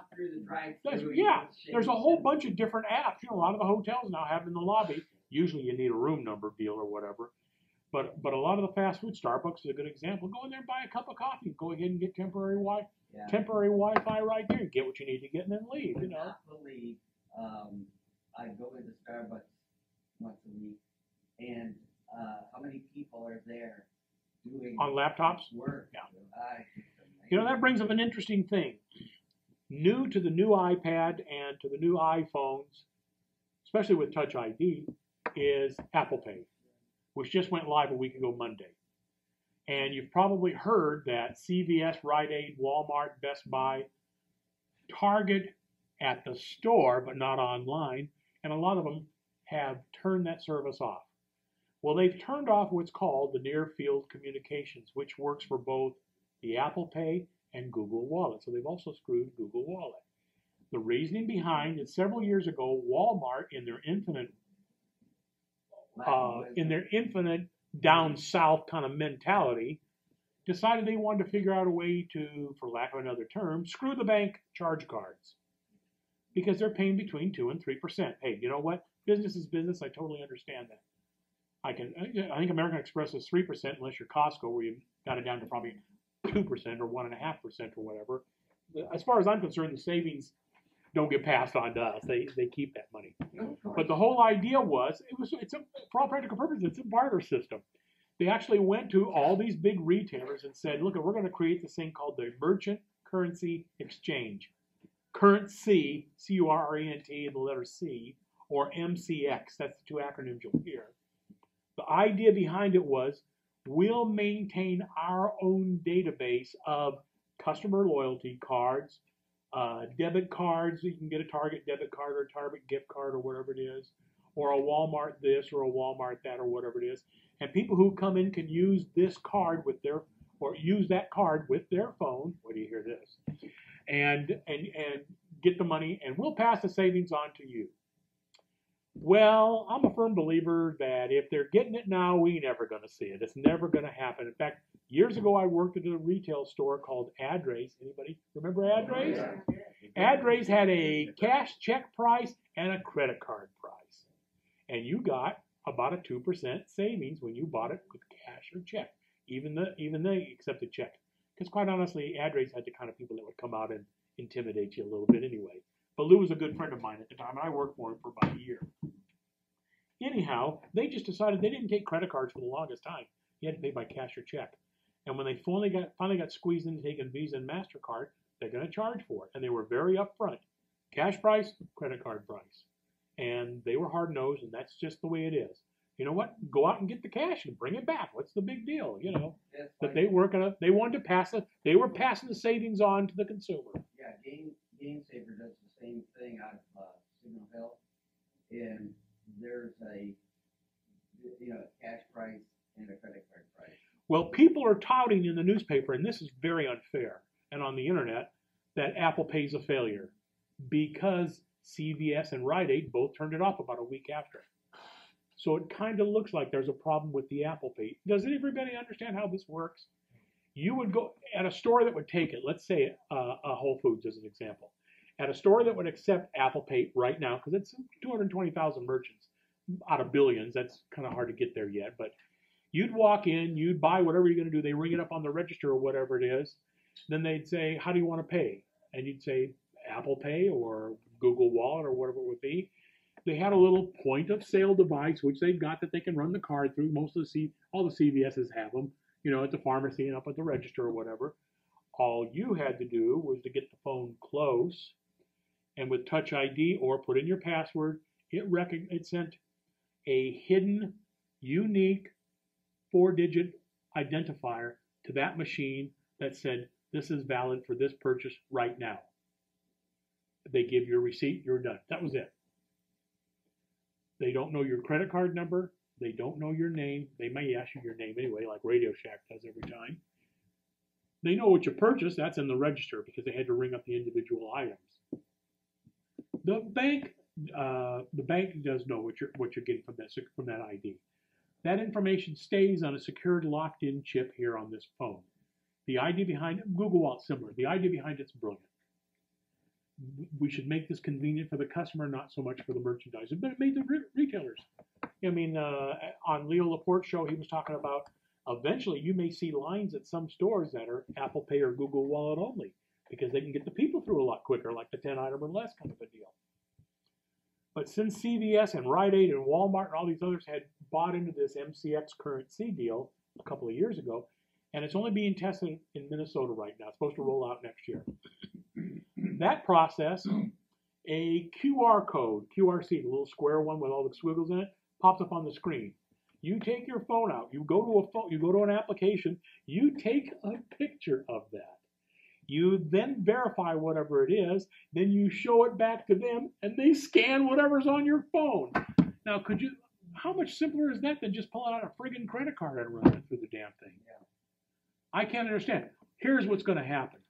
Yes, they were locked into a 3-year exclusivity deal with Currency, and Currency is vicious enough about going after them if they're trying to get the Apple Pay and Google Wallet. But I think you're going to find out that what's going to happen is the public's going to tell you which one they like using, whether it be Apple, Google Wallet, any of them. And I think you're going to end up with, if you got a Rite Aid across the street from a Walgreens, and Walgreens, first off, they got the drive-through a lot of the Walgreens, and they have the Apple Pay there. People are going to go there to pick up their shaving cream. Because what? Because Rite Aid's 8 cents a can cheaper?